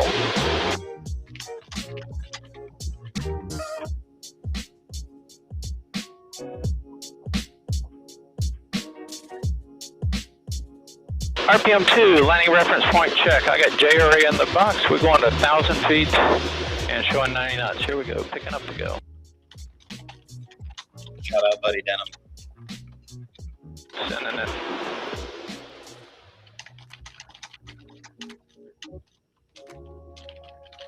Lean in aft on the stick, just keeping the climb. Yeah, go ahead for 38 Bravo Lima. Here comes the pitch up. Airspeed's live. Okay, Tower copy 38 Bravo Lima. I do have that departing traffic size. Just seems normal now, right?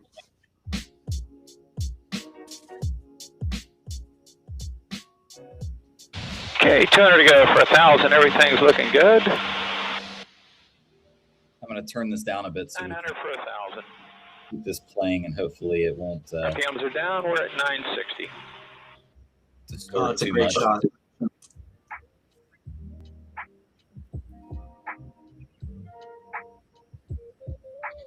Nice day for flying. A little hazy. Little to no wind out here, which is great. That'll make it nice for the recovery at JRA. Yeah, as you said, right, this is now business as usual. It has been for Joby for some time, but now on a larger scale, obviously. Flying around New York City airspace is no joke. Remember the days when there was a lot of criticism about cutting the videos and not being able to really see long segments of flight? I love this.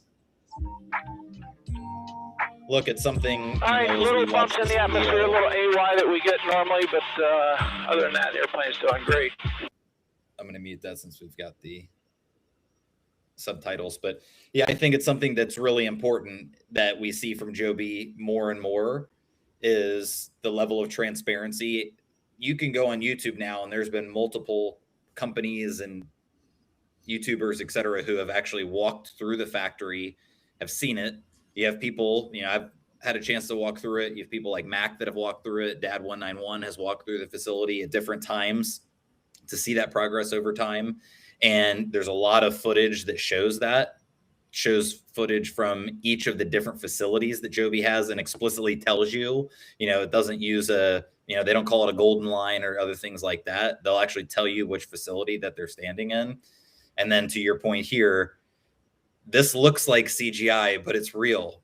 I think that is what is so striking when you saw the Bay Area flights, of course, but then here in New York City, you and I have definitely dreamed about an S4 flying across the Manhattan skyline, but now that's already happened, right? Service starting is just the next layer, but the fact that the plane can fly there is already done.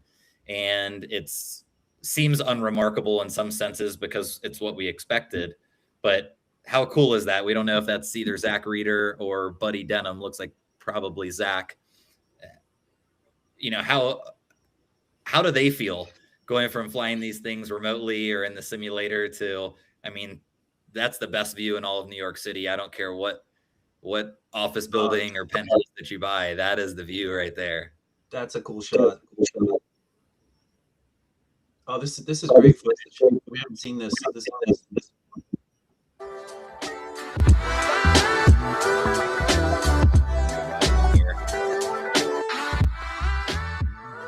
That's where the luggage goes.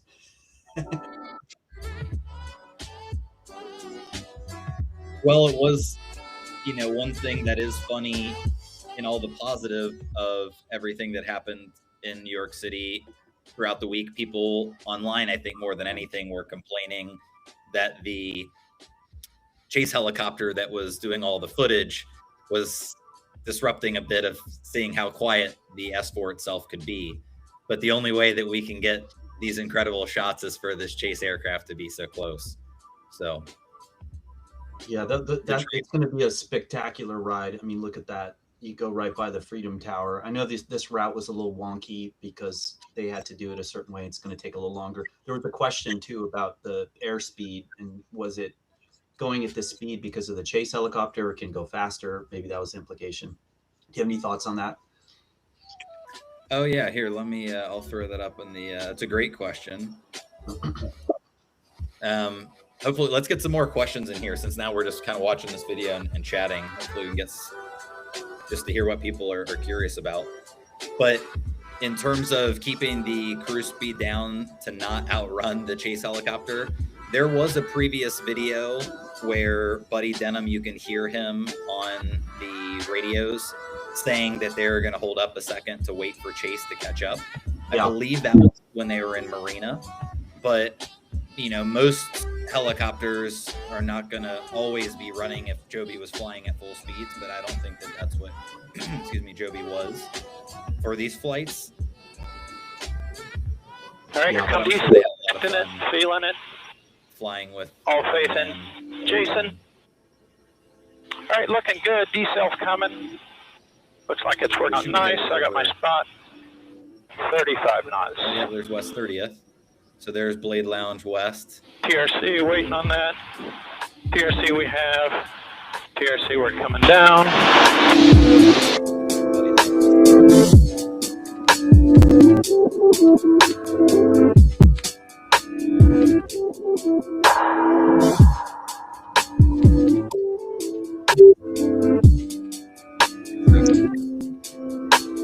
It's very exciting to be here this week. It was almost 5 years ago that we went public. And the night before we went public, there was a huge thunderstorm. And our team was outside working through the night, setting up our aircraft for what's called a static display, which means it's on display, it's not flying. Fast forward to this week, we've already flown in New York yesterday. The plane is currently at JFK, charged and ready to fly to the Wall Street heliport. And so it's very exciting and meaningful for us to be here. Shout out, Kate. It was so cool to see how the technicians were so close to the landing. It was even closer than I realized. Yes. Do you see that second guy who's like back against that red and blue wall? He was like outside the ring. That's way closer than I thought. Yeah, it's so impressive. But, as Kate there was talking about, that's the dedication that the Joby team has put in, right? And over time, whether that was getting a static display ready while it's rain and thunder before they go public, or, the incredible, it's great to see all this footage and all the different activities that happened over really the last 2 weeks, because they did flying that first week for some of the filming. But to think about all of what they're doing right now in Dubai, in Marina, in Dayton, Japan, and maybe some other markets, teams around the world, some in Europe, and then all of the work that it took to stage all of this, the work of the Blade team to make everything possible. The coverage, as we talked about it, video that we posted recently, was incredible. Everybody had positive things to say. As Jobin alluded to, the one big takeaway from people that were there in New York City watching Joby fly around was how quiet it was in person. I think it's still something that until you get an opportunity to experience that, it is really hard to quantify or show on video, just because how mics pick things up, etc. But yeah, look at this footage, right? Look at all of this real estate that Joby is going to now be able to navigate around alongside of the Blade team. The infrastructure, as Jobin highlighted, having the West 30th heliport, East 34th, and downtown Skyport, plus JFK, plus LaGuardia. You've been finding the details on the LaGuardia vertiport plans recently announced. Statue of Liberty right here. I mean, these are all the money shots. This is how you get public acceptance. Yeah. It's the transparency is great. You can see the seats and they are fully installed. There was a question about that months ago. Yeah, what was cool, I don't know if you caught it there, but there was a helicopter that flew underneath the plane. Mm. Oh yeah, in the background you see, yeah, it's live airspace. Yeah. But just goes to show, right? Yeah, Joby is operating. This is not, you can't close, it's not a movie set here, right? You can't close all of the airspace down.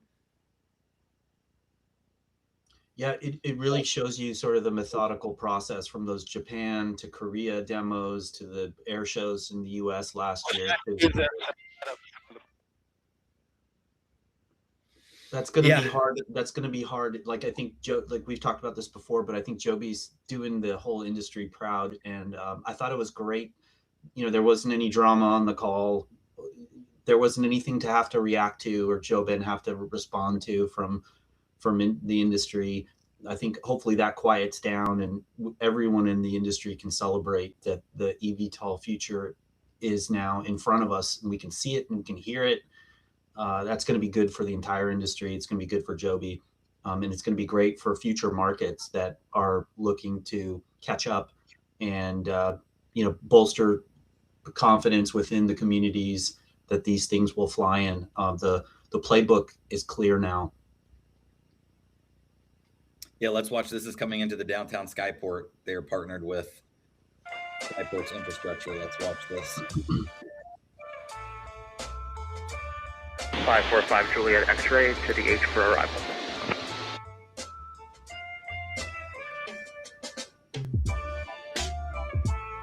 Now, interesting to see that they're flying over two Bell 407s. Those are late aircraft. There's the LRP decelling nicely, just keeping the hover pad just in my field of view. Minimal rotor wash.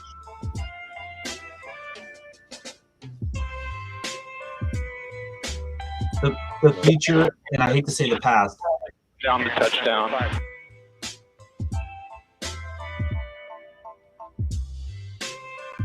45 Juliet X-ray on behalf of the entire Skyport team. Welcome to downtown Skyport. You can taxi to spot Alpha for parking and charging. Copy, taxi to spot Alpha. Thanks, happy to be here again since 2023. Well done, folks. The GCS are well managed all the way around. Thanks for all the SA. That was great. Shout out, buddy. So cool. That voice for the Skyports person sounds familiar, actually. So shout out to them as well. Great work. Obviously, they were a huge hub for this entire operation.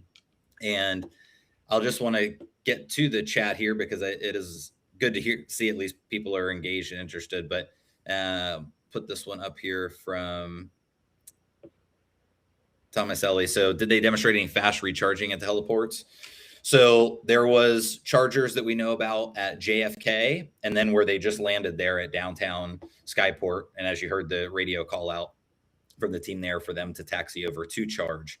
So there wasn't any rapid charging in that sense of fast charging, but we do know that they are utilizing Joby, the Geeks system, GEACS.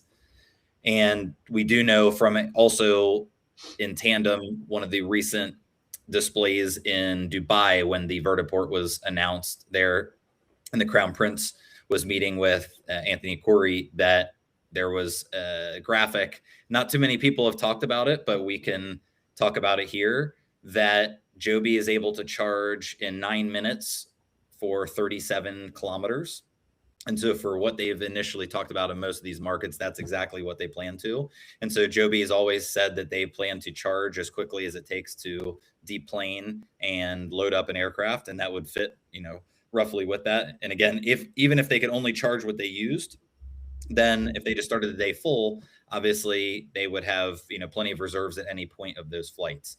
So I think that's really key to understand for operations, is that in New York City at this point of time, they could run the service, right? If they had full authorization for air taxis, they could run the service with the charging infrastructure that's there as is. And because we know that the Geeks system is going to be able to have a mobile component, that Joby is going to be able to utilize that at pop-up infrastructure, let's say for different activations or places where they need to be able to land and charge, where there might not be current grids, available power. Yeah, that was while you were talking, I don't know if you got to fully see the footage, but it was that shot that we saw with the nice light, and it was a full unedited liftoff to full transition, piloted in New York City, in the books. It's happened a few times through this tour. So that's pretty awesome to see it, how quickly it springs off the ground. You talked about like a bird. Yes. So yeah, this is this is cool. People are actually starting to get the story where our work continues to be rewarded, right? I'm happy when people get to learn about Joby. So this question was, can it hover in one spot at elevation? Haven't seen any shots of that. And then shout out to Tom here saying it can. And then that was highlighted correct at the California Air Show in Salinas, where Joby was the only eVTOL that had a booth. Joby was the only eVTOL aircraft that was flying as an eVTOL and that it has eVTOL capabilities. And in that, they came in front of the crowd, did a hover, and that was maybe at a 100-foot, 200-foot. I'd have to go back and look. And then did some yawing maneuvers and then flew away, and then did that multiple times on multiple days. Yeah. So Joby is capable of that. And on that flight, they flew from their home airport to the airport air show, did the hover, and then flew back all on one charge. No charge. Correct. Like, yeah, no stopping to charge. So it was two interesting feats in one. Yeah, and I think something also that we have to continue to remember is as Joby is doing all of this, Joby has already shown years ago that they can fly 150 miles on battery electric. Now, granted, that was remotely piloted. It didn't have the payload in there of pilot, passengers, cargo, etc. But they were able to fly that 150 miles, and that would still have reserves left. So you could presume roughly Joby's working with 180 minutes of 180 miles worth of range that they could utilize. And so for these shorter flights that they're going to be operating between JFK over to Manhattan, depending on which heliport, is a 5 to 7 minute route. It's not going to matter, and they have the charging infrastructure to do it. We've already seen that. That's a great part. They don't need to build anything else in New York. They already have the Blade Lounge assets. They already have the infrastructure, the partners there on the ground to help them operate. Everything, the regulators were there. The regulators are happy. They want to be flying around in this thing. Look at these views. Once upon a time, we hadn't seen Joby fly over water. Yeah. 12 months ago, we hadn't seen that.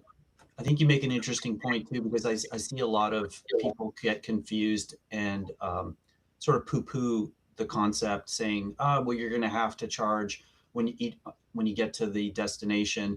But when you look at these 7-mile routes, right, or these 7-minute flights, and again, we don't know all the details in terms of how many passengers and what happens, but in concept, it seems like there's plenty of battery to be able to go there and back, and to have the optionality to charge when it suits you. So if you need to stay longer to pick up more passengers based on the algorithm in the Elevate OS technology, maybe they decide to opportunistically top up, for because they may need it down the road and later, a few hours down the road. But at the same time, this isn't a thing that has to go 7 miles and then wait to charge. And I think people miss that point. It's a huge point, and also unfortunately, people have a lot of assumptions about this space. Also, even just quote unquote urban air mobility as is, right? Using the current assets, which are helicopter, seaplanes, and fixed wing aircraft. But most people aren't familiar with that business. People don't understand the operations. People don't understand the economics. And, to the point of charging, even if you just put apples to apples of this aircraft, the Joby S4 versus a helicopter, let's call it a Bell 407. That's what Blade's using for the majority of their routes. Very typical charter aircraft. That a helicopter doesn't have fuel at every place that it flies, right? So obviously they have a little more extended range, but that also just depends on the mission set. And as Joby has defined these missions that they plan to fly, they have the infrastructure already as is in place. And if it is the difference of Joby pulling up an 18-wheeler style, and not even that large, maybe more of a U-Haul truck size vehicle that had the charging equipment that we've already seen from Geeks, and you can see it in some of the photos from this past week in New York City. It just looks like a 20-foot shipping container, but you could put that anywhere and you could truck that in anywhere. So even more remote places become more accessible, and it's much easier than trucking in fuel or other things, depending on some of these sites that they're trying to operate in. So. Yeah, this is a cool shot on a major airport. I don't think we've ever seen footage of Joby integrated into one of the busiest airports in the world. Yeah, they did a similar thing with this, but not, Travis, you're hard to hear. I said, yeah, they did something similar to this in Oakland, flying Oh, that's right. like this, That's right. taxiing on hover. But That's right.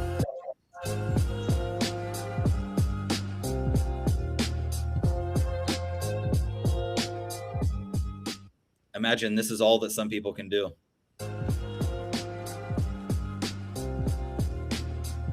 It's such a shame they can't conventionally land. Today is an incredibly special day where we are demonstrating what it will be like to take an aircraft, a Joby aircraft, from JFK, one of the most major airports in the US, to Manhattan. So we're demonstrating it here, flying all along the coast and landing at a Manhattan heliport. It's a full team effort. First of all, of course, we're working with the New York, New Jersey Port Authority to allow us to operate here at a major airport. Delta has been a great partner for us. We're actually using a Delta hangar. Also, we have our partners Toyota, who has been here to help us build our aircraft, and Uber, which is part of our partnership to make this a seamless experience for everyone. What's different now than a year ago? I think what we're seeing now is real progress on the infrastructure that we've been working on. So adding chargers to modern aviation here at JFK, thinking about adding chargers in the heliports all over Manhattan, and being able to show that we can integrate into all of this existing aviation infrastructure, just like helicopter, but quiet and emissions free, is, I think, going to change the game for New York.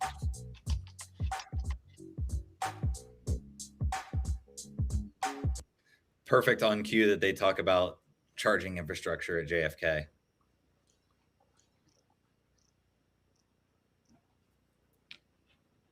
Man, I love this video. It's mostly just let the flying do the talking, and that's kind of been par for the course for Joby.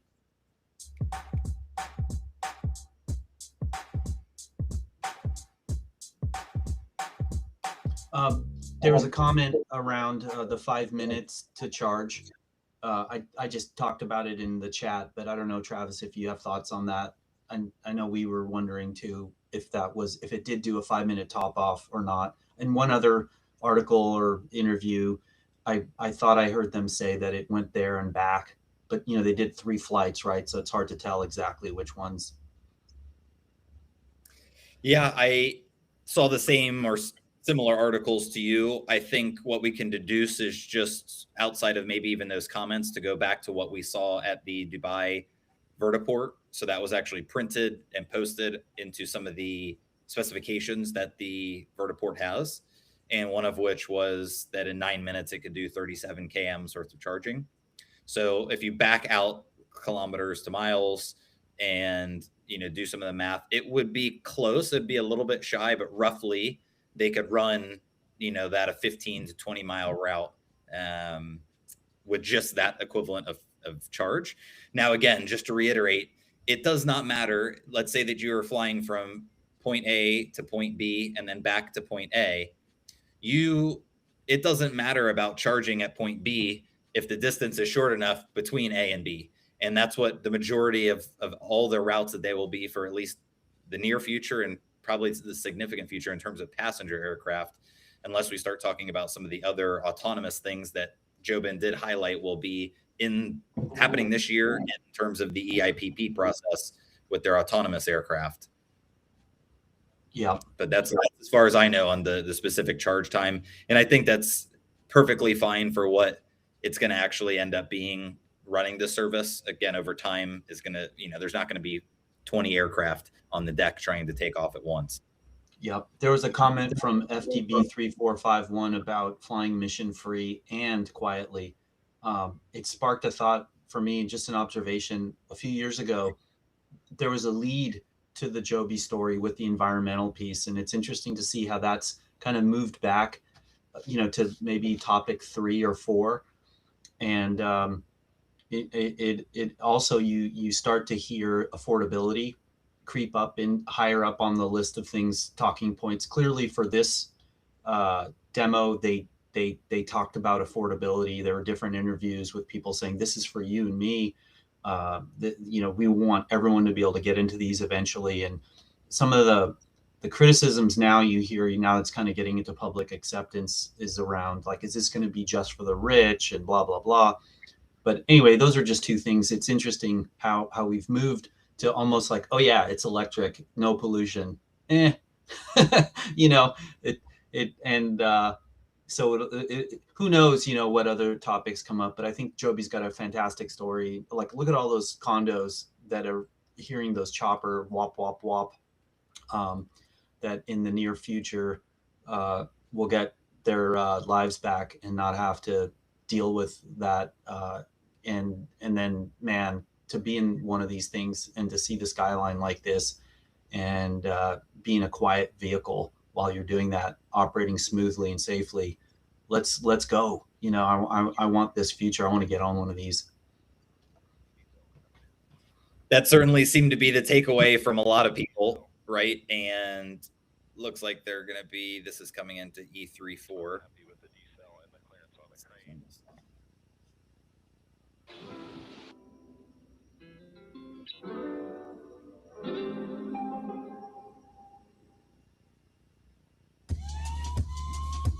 Yeah, again, look at how many people are on the deck. Very close. Right now, we are here in beautiful New York City. It's a gorgeous day.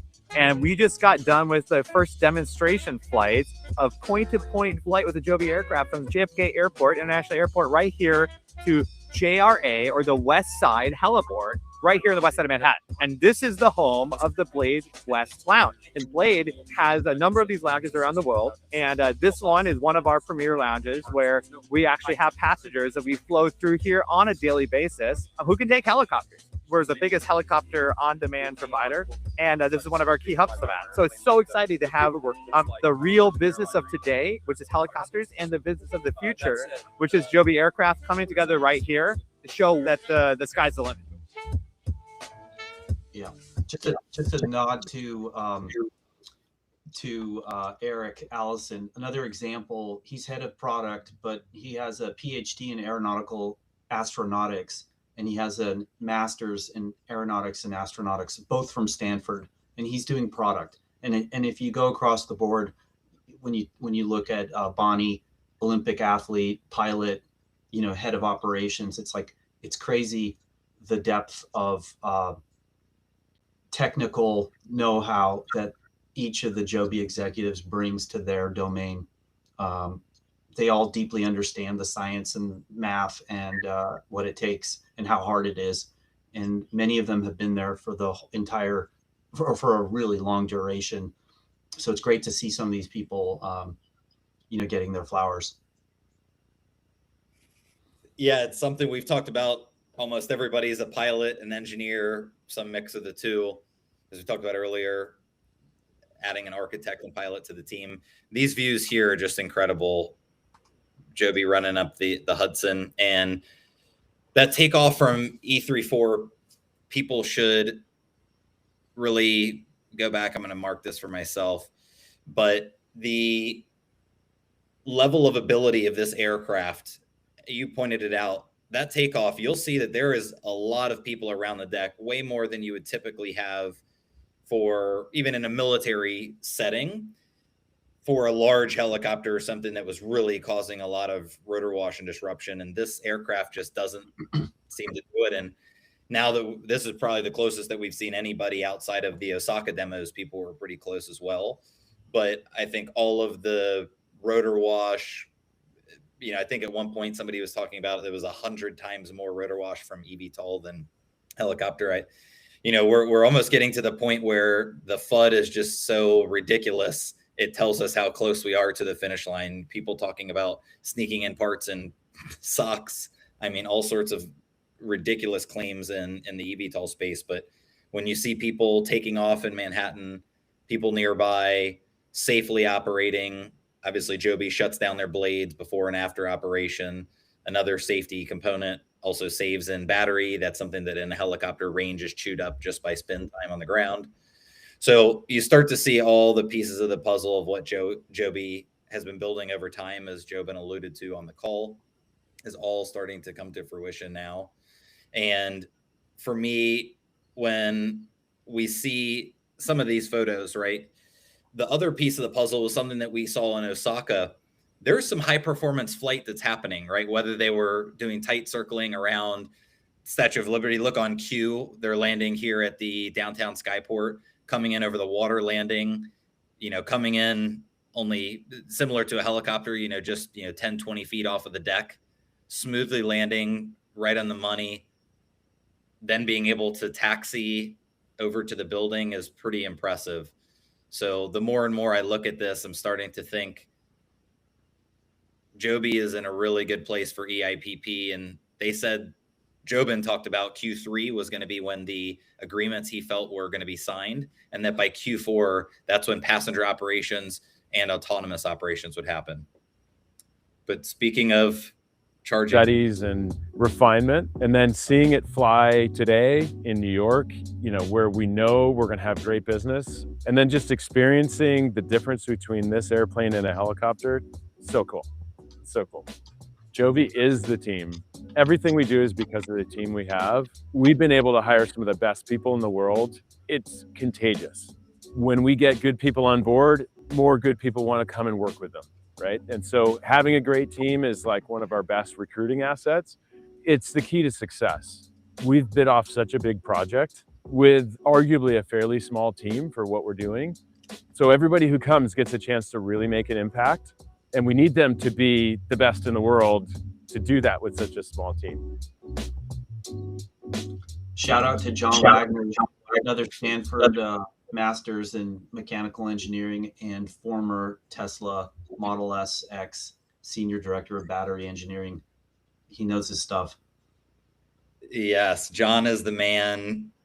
Really happy to have, the video is just fitting perfectly to how we're running this conversation. So great to go to charging. And I think I want to highlight here something about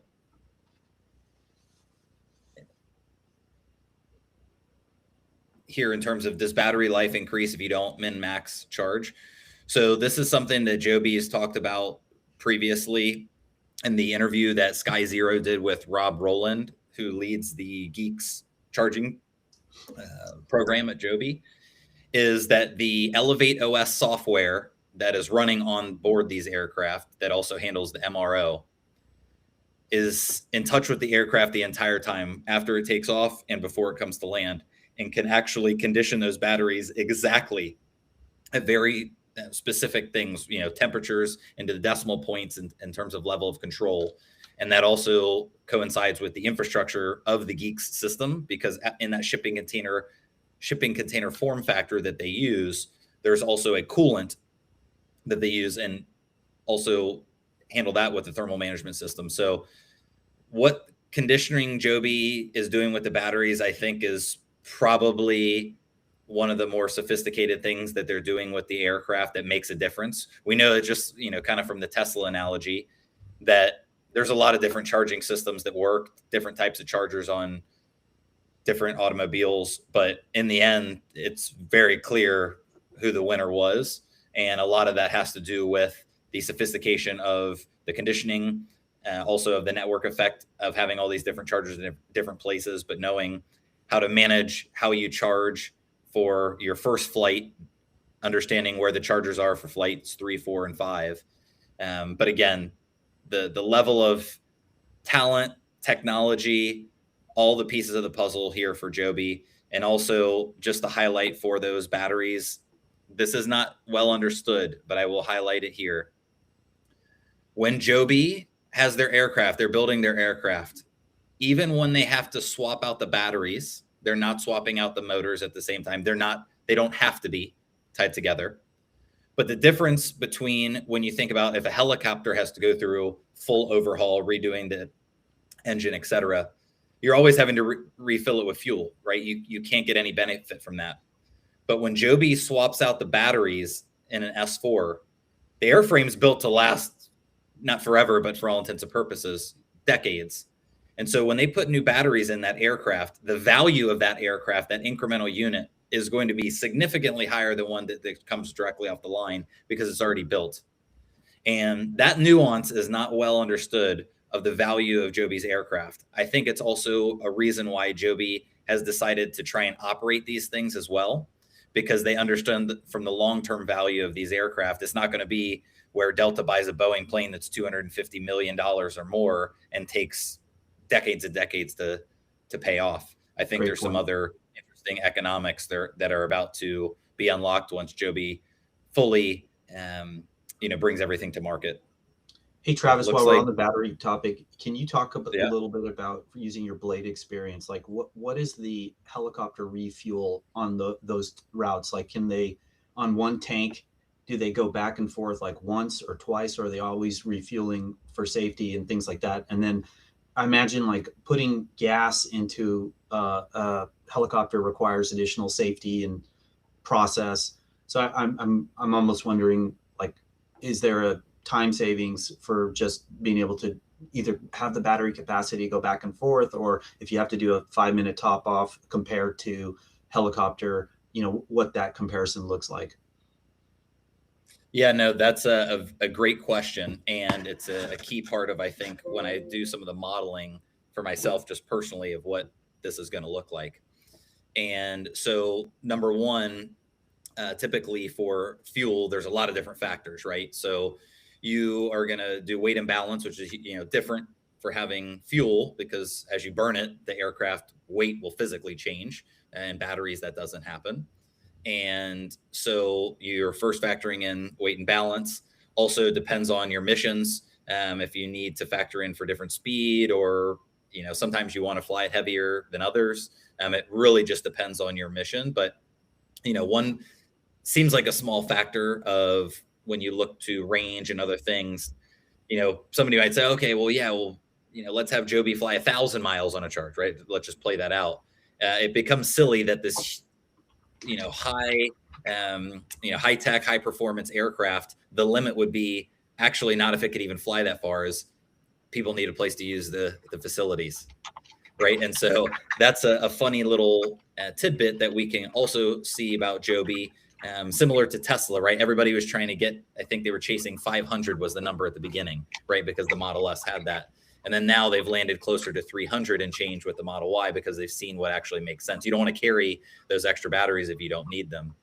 And so I think that's another piece of the puzzle that we will soon find out for Joby, is what does it look like for the full range that they're going to, if they get certified for a lesser range, or for lesser payload, or some of these other things that will allow them to get through certification quicker, and then just amend it afterwards to help build it.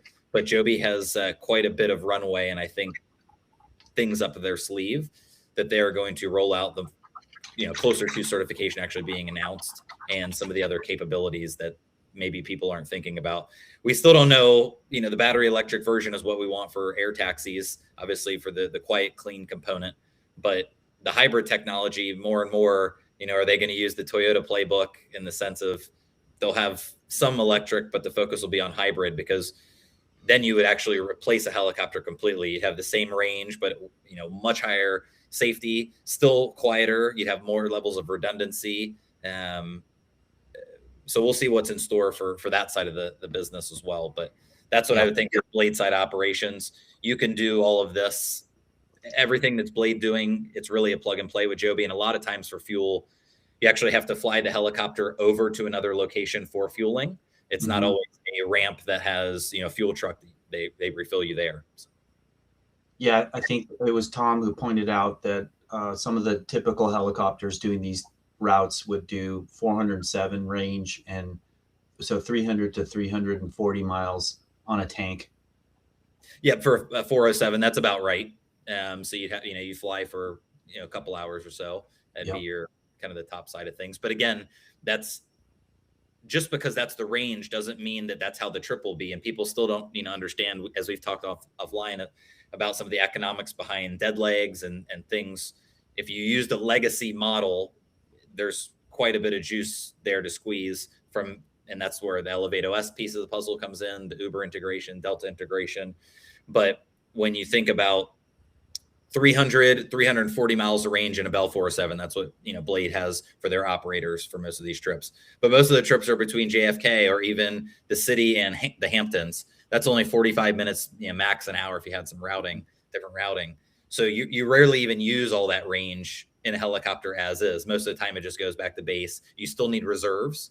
So again, these are all pieces of the puzzle for Joby when you realize, okay, yeah, payload, that's going to be a question. I did some digging on that. It's very typical for a lot of the payload testing to actually be done on the ground, not actually in the air.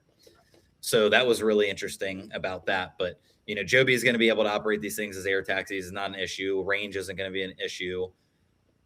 Long term, if they can pull off some of the things, you know, with hydrogen, I actually have been doing some digging. Maybe we can talk about that for a second before we close out here, since we've been running for a couple hours. Shout out to everybody. If I'm not even looking on YouTube, I don't know. There could be 2 people in here for all I know. 21. But there we go. Cool. So appreciate everybody listening.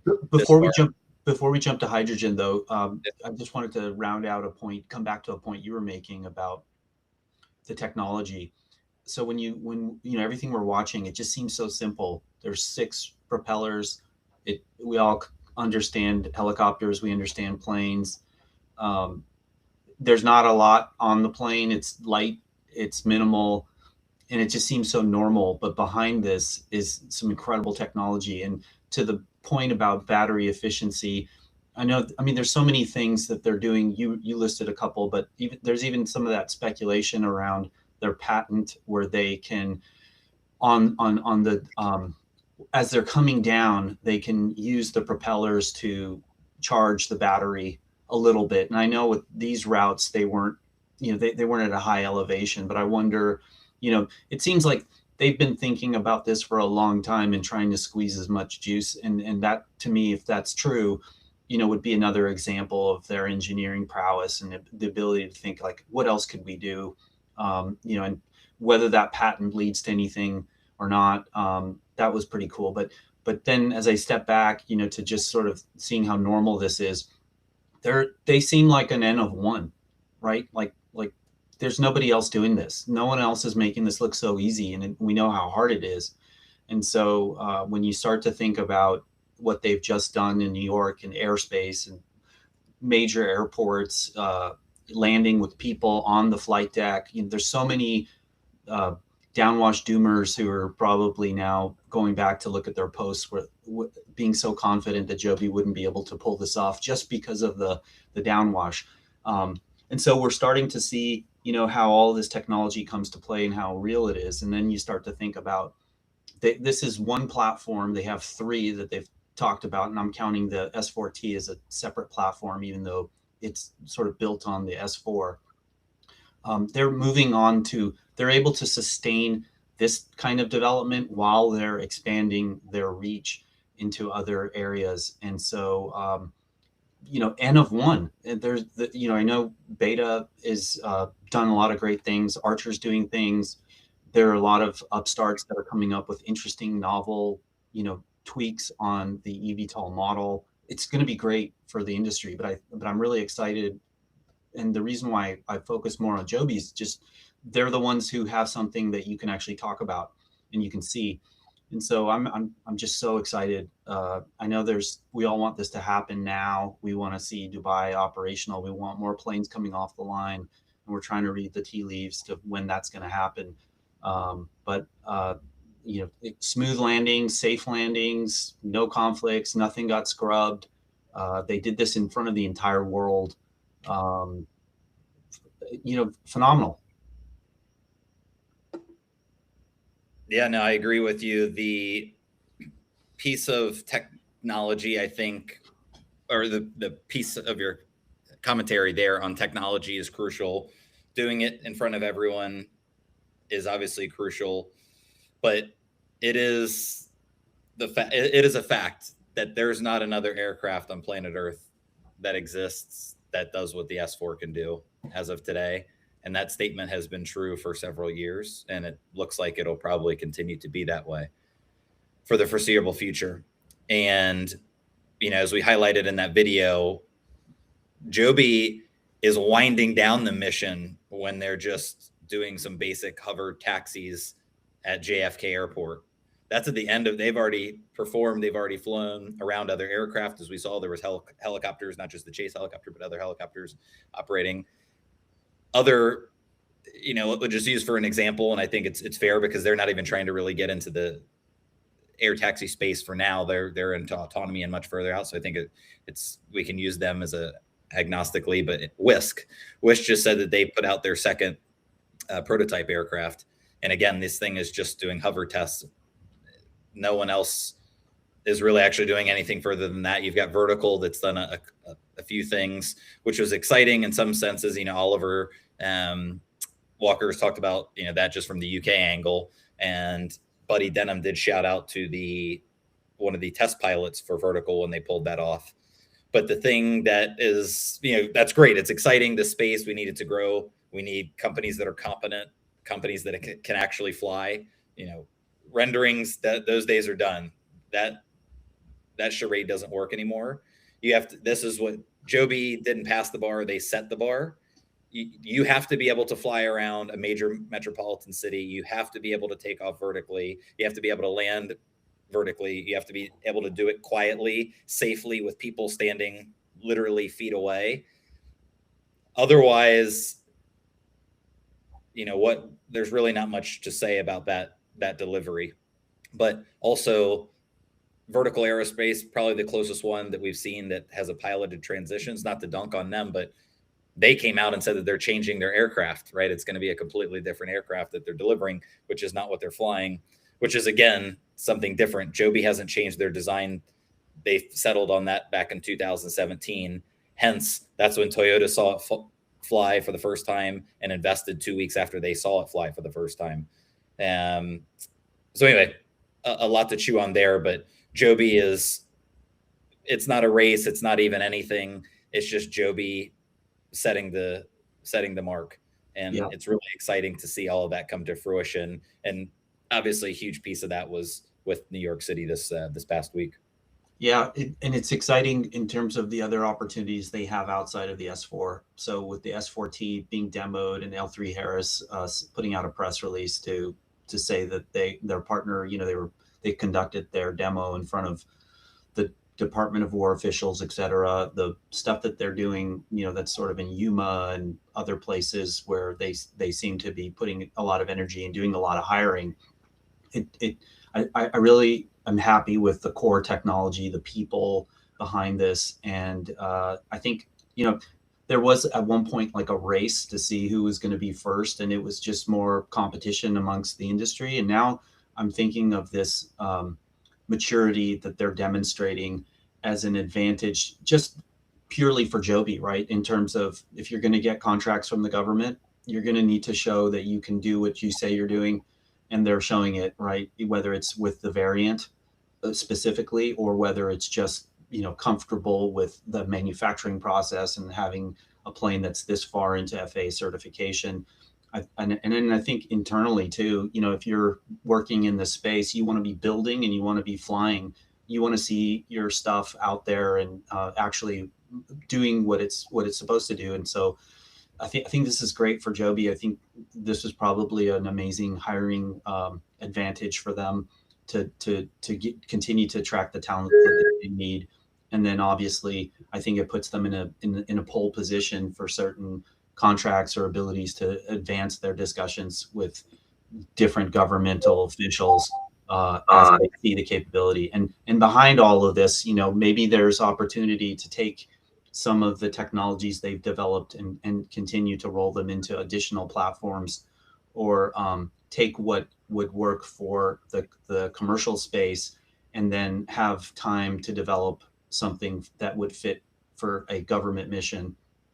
So this is great. It's great to see it flying. It's great to see it out there. It's great to see the coverage. And we also saw a lot of local officials comment on X and in news little hits talking about this. And we talked about the affordability and some of the language, and, you know, it's getting into that kind of, you know, acceptance phase where the politicians and the local officials will work together. And these partnerships that Joby's been developing, this is the second time they've been in New York, right?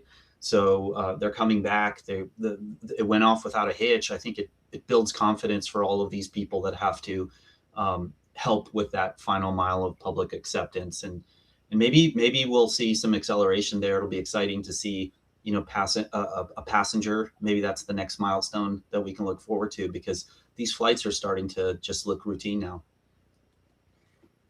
Yeah, I mean they are starting to look, and they are routine at this point. And to all the things that you said, I think we're at a point too where it's interesting now. Everyone's focused on air taxi operations, which is great, which they have been. That's the story. But now they can actually feel it, see it, not hear it. But in New York, that's what they saw. What we've been following and what we talk about more offline, I think, than anything, is some of the exciting work that's happening, not directly related to air taxi operations, that will circle back. And that is, you know, recently talking with, you know, somebody in the Wolf Financial world on their spaces, and, you know, just pitched out there, if they got an aircraft order for even, I said 50 or 100 aircraft, would that change their investment thesis? And it would. And something that you and I, you know, as you like to say, a signal is the amount of work that Joby is doing in and around defense and what that would do for their business. The de-risking event that's required for air taxis and the commercial side of the business there is type certification, which is difficult. Also, that's the Mount Everest that anybody has to climb in order to get an aircraft certified. But for Joby, obviously their aircraft are safe. They've proven that for 50,000 plus miles, but they're also interested in doing other things for the government that might not require all of the certification processes, and less from the safety side, but just based off of what the mission set would be. And that for being both manned or unmanned vehicles. And what we've been talking about offline is, you know, what Hunter Brook helped to uncover with the pictures, because we had seen it on radar, but not on pictures until Hunter Brook posted that research that they did back when the JAI 30 model aircraft, the tail number 30 Foxtrot Romeo, got caught on the radar at the Pendleton Range in Oregon. And the first flights that we saw were about 9 hours. Then there was one that was reportedly 24 hours based off of Hunter Brook's coverage. And if Joby came out tomorrow and said that they had that vehicle even possibly testing with military partners, people would react quite positively, I would guess, if that occurred. And the fact is that is occurring in the background. You and I, there's some neat clues. You found them, but some neat clues about what Joby is going to do in defense might completely shore up the entire business. You know, defense could be Joby's AWS. And more, I'm thinking that's the case. And from that Hunter Brook aircraft that we saw flying, it is very particular. It's definitely not the S4. It's definitely not a VTOL aircraft. You can see that everything looks fixed. It's only the two rear propellers, but that does also have a V-tail. But that thing flies. We know that it flies. We've seen it on radar fly, and for hours and hours, unofficially at least 24 hours. And that's all supposed to be on hydrogen. Yeah. So that's a long tail, but that's happening today. And you need a lot less infrastructure if you have something that can fly for 24 hours straight. You don't need to have gas. You know, if your car had 2,000 miles of range, you wouldn't need gas stations or charging, you know, at every few miles. But anyway, all to bring it together to your concept of where does the military side and the commercial side really intersect. And when this patent was finalized, this is in December of last year, so just, you know, 5 months ago, that it was really interesting because it wasn't just a new aircraft design, but it's explicitly called an electric autonomous aircraft. And so that doesn't say hydrogen or some other thing. It calls it electric. And so that's, to me, is really bullish because it means it's now or sooner than later. And some of the other pictures, and that's what I'll flip over to here, that really got me, that were exciting, is we saw some other photos in the patent that highlights things like this, where you can see that it's a passenger cabin, and not exactly clear here, but it is called an autonomous aircraft in the patents. So you would see that, you know, you could potentially have maybe still only 4 passengers, but what would the range be? It's also interesting. Again, this is just a drawing, but there seems to be the cargo door back here isn't like a typical helicopter where it's much smaller. This is actually as tall as the entire door. Again, this might not be to scale, but it seems like it is. And we can see that the propellers are on the back sides of the wings, nothing on the V-tail, which is different than the S4 and also different than what we've seen fly at Pendleton Range and also at the Yuma Range in Arizona. That's the JAI-30 aircraft. So anyway, that's a lot for me. I'll flip over to the other one that I think is most exciting and maybe see if I can tempt you. But Amazon just announced this is a related. Amazon just announced that they're going to be doing logistics as a service now. And of course, Prime Air has been their airline that they've been running for quite some time. It's how they do their deliveries. But what happens when this happens? What happens when Joby has an autonomous cargo aircraft? And notice that we heard Jobin talk about on the call today that Superpilot, their autonomous technology, is going to be part of the EIPP. From my understanding, from my last read, I know for sure Utah is, which is exciting. Spend a lot of time in Utah, so excited to see it there. Also in Texas, but curious what your thoughts are on, maybe tying in the logistics as a service piece. But Joby, whether hydrogen be further down the line, but hydrogen has helped us to get to some of these other designs. And if you had something like this that was electric that also did cargo, quite a few opportunities open for Joby.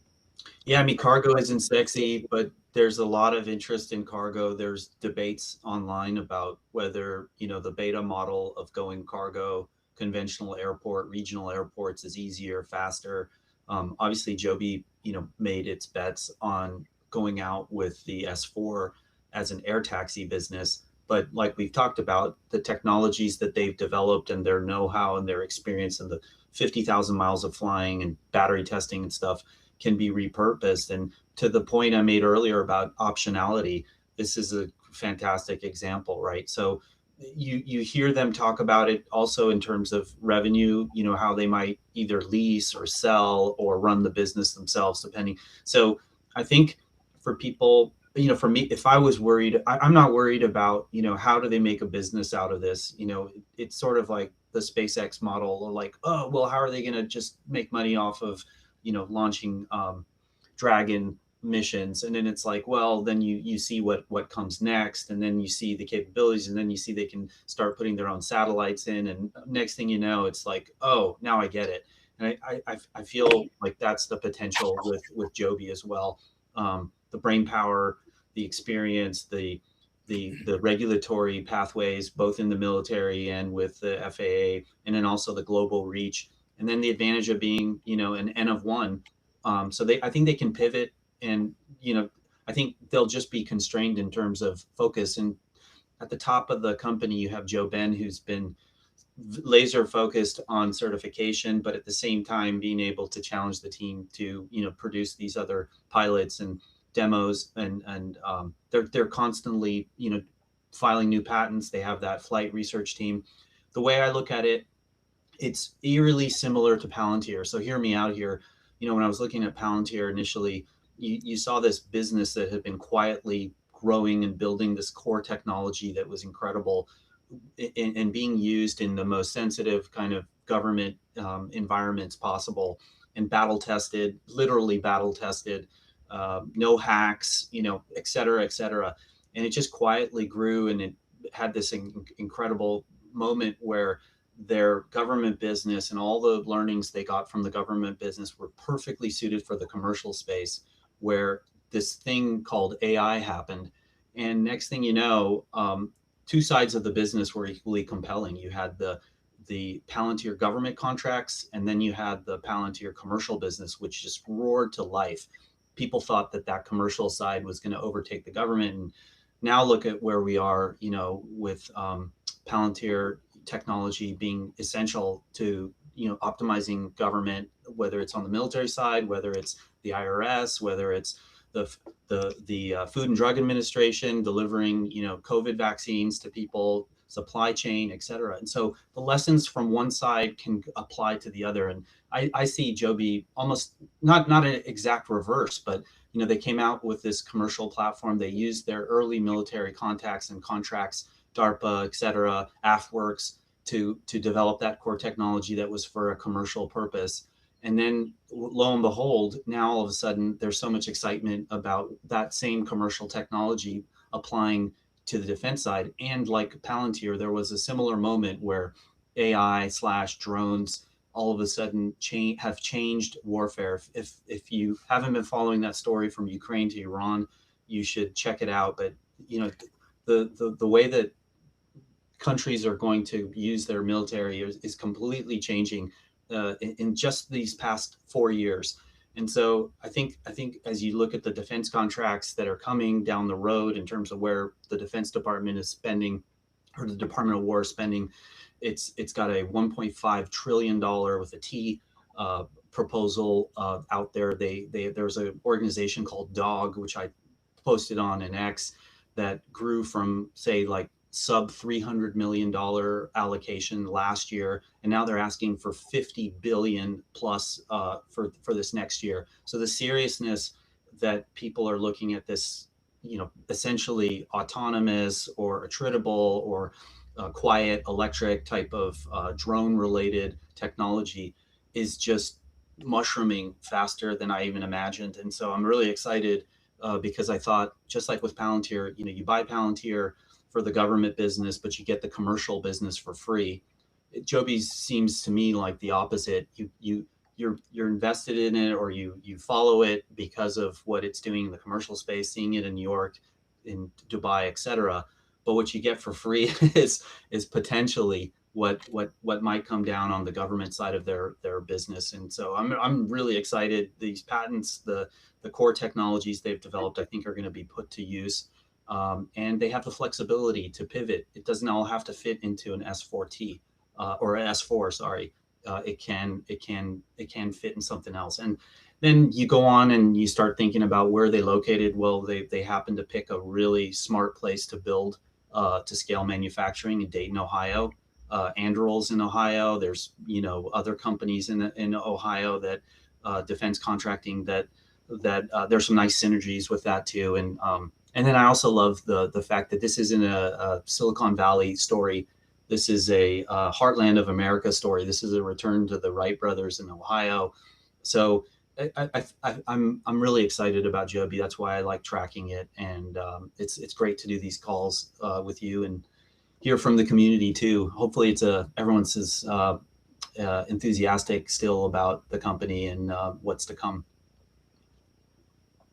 Yeah, I hear you. What I was trying to, it's interesting. You've talked to me about the Palantir connection for some time, and I think I'm still wrapping my head around, what does the defense side of the business look like? The neat clues that we followed. I think whenever that happens, it'll be a significant event for Joby. But moreover, where do we go from the defense side with the S4T? Because that's not a future thing. That's already now that's tested in the shareholder letter. We actually saw a picture of military people there, U.S. Army and military personnel actually there for the S4T to fly. So it wasn't just being talked about, it actually happened. And so what does that look like? I once upon a time said that I thought Marina might turn into eventually the military production facility. And since they have other hangars that are off limits for public's eyes, that they could utilize, but who knows? I think if they're doing all this work with L3Harris and L3Harris is leaning in, it seems more on the short-term side of things or near-term rather than long-term. And so we'll see what that looks like, because for me, again, that conversation I had on Spaces with the team from Evan and some of the other guys from Wolf Financial. But if you get an order of military aircraft, this is different than, some people are touting that they're delivering motors for an aircraft, great, whatever. That has nothing to do with the core business, and that's not material. If you start delivering planes, Joby already has the most sophisticated electric motors. That's already clear in terms of in this space. But some of the other things that Joby has to offer, and if L3Harris, I've posted a few of that, you should really look at them on X, because you can see some of the products and things that they already delivered to the military, from rocket motors to special telecommunications equipment to radios to radar jamming devices. There's things that you could tell Well, if that already exists and they already put it on aircraft, and Joby has an aircraft that already flies and has already been significantly tested, not just, with a occasional drop in from the military, they've been doing a lot of this testing at Edwards Air Force Base with the military. You start to wonder how far we're going to go before that Joby Defense is a full line of the business and a very integral piece of the business. I think that it's sooner than later. If you asked me, I really believe that things are going to shift when defense becomes a bigger piece of the puzzle. But I'm going to pull up, if I can get this to show. While you're pulling that up, I just want to make it a point, so back to Palantir and SpaceX and Anduril. At one point, they had to sue the government to compete for contracts because of the way the contract process in the Defense Department or Department of War works, the procurement process. And we've all heard about, $750 hammers and $5,000 toilet seats, and the F-35 taking, 8 years to figure out what the final plan is. And through those lawsuits from those upstarts, those new defense tech upstarts, there's been a sea change in the procurement process. And if you want to go deep into it, Shyam Sankar from Palantir, does a great job of explaining how things used to be and how things are now.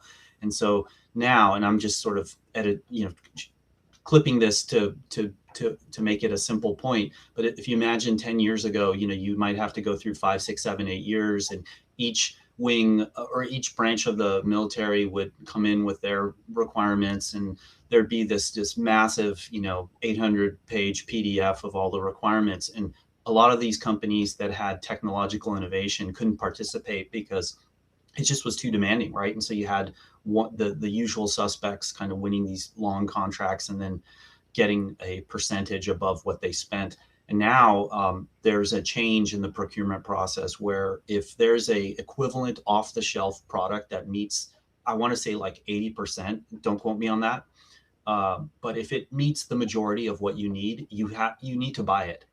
And so, when I was looking at the pathway in the military, it sounded great that you could take an S4 and you could just kind of roll it over to the military and they could missionize it like through L3 Harris and put sensors and weapons or, ruggedize it, whatever it took. I'm more confident that that's possible. And I think seeing the S4T go down that path is interesting. Now, maybe they'll take that and they'll modify it and being in the defense space, you're no longer like FAA certification, manufacturing kind of route. But I think that's another environmental condition that's different now than it was 5 years ago. So that could be another tailwind for Joby at this point, that they are at the right time with enough of the technologies and in an environment where the Defense Department can make faster decisions. So that would be cool to see. I think that'd be great for just technology in general, being able to, there's so many small companies that would probably do great with a contract from the government. And back to the 1.5 trillion, if that defense budget happens, I mean, there's going to be opportunities. And then last point was, we did get a little nugget in the call on the S4T. They talked, I think it was Joe Ben, or was it Paul, talking about live contract opportunities and strong demand, and wanting to showcase the S4T's maneuverability and range. So take that for what you want, but I share your enthusiasm for the future in defense, and I feel like it's a huge underappreciated aspect of the story. And it could be like Palantir, where the business has a core technology and that's doing well, but then can be pivoted or dual use, for an entirely different segment that has the same requirements or demands, and then they'll be cooking. It's the same playbook, right? That always happens. It's whether it's cell phones, personal computers, everything over time, it is followed. The military starts out, then the rich people pay for it, then it gets broad adoption. And I think that's, as you were speaking, I was just flipping through some of the pieces of this electric autonomous aircraft, which again, it's not explicitly highlighted if this is going to be the military, for commercial, for both. The pictures would tell you that it's both. which Yeah. leans into, as you talked about, the dual use technology. Something from Palmer Luckey from Anduril that he's talked about was that, you know, when you think about China or some of these others, when they have built from the military side, because there's such a tight alignment between the government and private industry, that there's things, something along the lines that any boats that they have to be able to be retrofitted for, you know, certain weapons or to be able to carry military equipment. And so things like that, you know, to the point, it makes total sense that if the military's been on this journey for almost 20 years, just with Joby alone, much less, you know, the concept of VTOL has been around for decades and decades, but they've invested all this time into Joby. They've continued, you know, they achieved the highest realization of the contracts out of Agility Prime, out of AFWorks. And so all that investment that the government had continued, which means that they saw some viability, or else they would have pulled the plug on it, literally. And the fact that they haven't and continue to build it, and that starts with the L3 Harris S4T partnership, some other partnerships that they may be working on, or other aircraft that we see. And the military component, as you mentioned, the S4T, just to help reiterate, that was even just the project alone was mentioned by Joby and L3 Harris in August of 2025. So only 9 months ago did they even talk about it. That was a rendering. Now, as of last week, they've already had the US Army and Department of War looking at the thing and Marina fly full transition flights in a new propulsion system that is based not completely on hybrid, on the gas turbine, but is a hybrid that also has some of the electric components. And that is going to take us to a place where, again, Joby might just only have to make aircraft for the defense side of things from the stock perspective for people to care, right? That's going to be meaningful revenue for selling aircraft versus scaling and launching air taxis over time, which is going to be extremely valuable for the company, but it's one airplane or one aircraft versus, you know, selling hundreds of seats. That's a no-brainer. And to close out, because we've gone for quite some time, which is great, fantastic stuff, but to kind of leave people chewing on this piece about logistics, because I think it's really important for Joby as you think about, you know, as you said, it might not be the most glamorous or sexy piece of the business, but GDP, how we measure the ability of someone to be successful from the government aspect, economical aspect as well, is the movement of goods, right? So logistics are naturally going to be a piece of that puzzle. And as you see somebody like Amazon get into it, and we already know the logistics was so huge. You talked about a little bit, just even during COVID, but, you know, separate from that, just supply chain of like, oh my gosh, where are these things coming from? How do we get them from there to, you know, from A to B? If we are going to make things that we don't make in the States now here in the United States, it's probably very specific and unique, and we can't build them everywhere. So how do we then get things from there to wherever they're going? And those concepts, I think, are going to largely come out of the defense side of Joby's business. We know that in some of these super pilot videos, they've talked explicitly about the pilot shortage and the fact of needing to move goods between places. And if you had the aircraft and you had the goods that you wanted to move, but the limit was a pilot who could pilot the aircraft, that is challenging. It takes time to scale up for pilot operations. So being able to have autonomous aircraft that can move cargo, and Joby's already shown that they have the technology that makes that capable, flying their Grand Caravan 208Bs to take off and land without pre-programmed instructions. That's already happened on top of tens of thousands of miles they've already flown. So you see schematics like this in these new designs for electric autonomous aircraft. We don't know commercial, if there's going to be defense, it'll probably be both. But you see, when you break down some of these figures, people should go in and look up these patents. But you can see there's things that show you their battery banks essentially in the aircraft. But all of this extra space, use your imagination what that would be used for. You start to see other pieces where you can maybe see some other type of structure. What is that? This is where I get into, if you've seen what some of the H2 Fly hydrogen fuel cells look like, that's curious. And then in this schematic, it looks like it's two pilots or 2 people then carrying that or whatever, whatever's happening here. So you look at all these, here's one as well where you can see these different things tied together. The amount of technology that Joby has built in is truly remarkable. This is, again, a granted patent, and this is new. So this looks different than what we've seen in Yuma, Arizona, and in Pendleton, Oregon. This is different than anything they've talked about. This is very, very exciting stuff when you see this level of detail from Joby into a patent that's already been granted. So anyway, I'll close out. This is my little nerdy thing to close this conversation. An incredible quarter from Joby. They did beat the earnings expectations, etc. They also talked about the New York City flights, also the flights that they did in the Bay Area. The vertiport in Dubai is completed. There's more infrastructure projects that are happening around the US and the country. EIPP, I think, is going to surprise to the upside because of JoBen's emphasis on it. And it sounds like that's what the analysts are going to be looking for. So yeah, another great call with you. A lot to chew on here. Hope people enjoyed it. And I'll give you the final word. Yeah, I'm not going to, I'll just second everything you said. And then I'll just say we should come back to this cargo and logistics piece. I think it's another thread to pull. And what's nice about it is that it's now a space that the aperture for use cases for electric aviation is growing, beyond air taxi, cargo, defense. And it's great that there are others that are leading the charge into that space. You talked about Whisk and the work that they're doing with Boeing.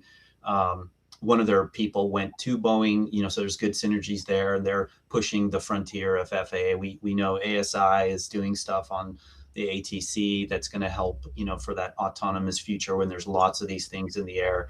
And so, when we talked about the N of 1 for Aeros or for air taxi, they don't need to be number 1 in cargo. The cargo space will expand, like you were talking about, and they have the ability, it seems, to shift engineering. We know from the talk about Marina, that's going to be a consistent hub for them to do innovation there. And you can see how this is turning into a proper aerospace company and defense contractor. The future, looks really great from that perspective, where they can continue to build new models, new planes, compete for new contracts, serve different communities, different missions. And we've seen enough from them to know that they've got their fingers in some of these areas. So they're focused on air taxi now, and it's exciting. I think the journey with Joby is going to be long, and I hope it's prosperous. And I hope this technology seeps into all our daily lives, whether it's packages from Amazon or you're on one of those things on your trip to New York and you can't believe how beautiful Manhattan is. All great things. Thanks again for the time, the insights. Exciting things for Joby as we head towards the other EIPP locations. And hopefully we'll be able to do some more of these earnings follow-alongs that I think will get a little bit more exciting as the year goes on. So have a great rest of the week, everybody. Thanks for tuning in. And until next time, we'll see what else Joby has cooking here for the rest of 2026. See you, VTOL fan. Ciao.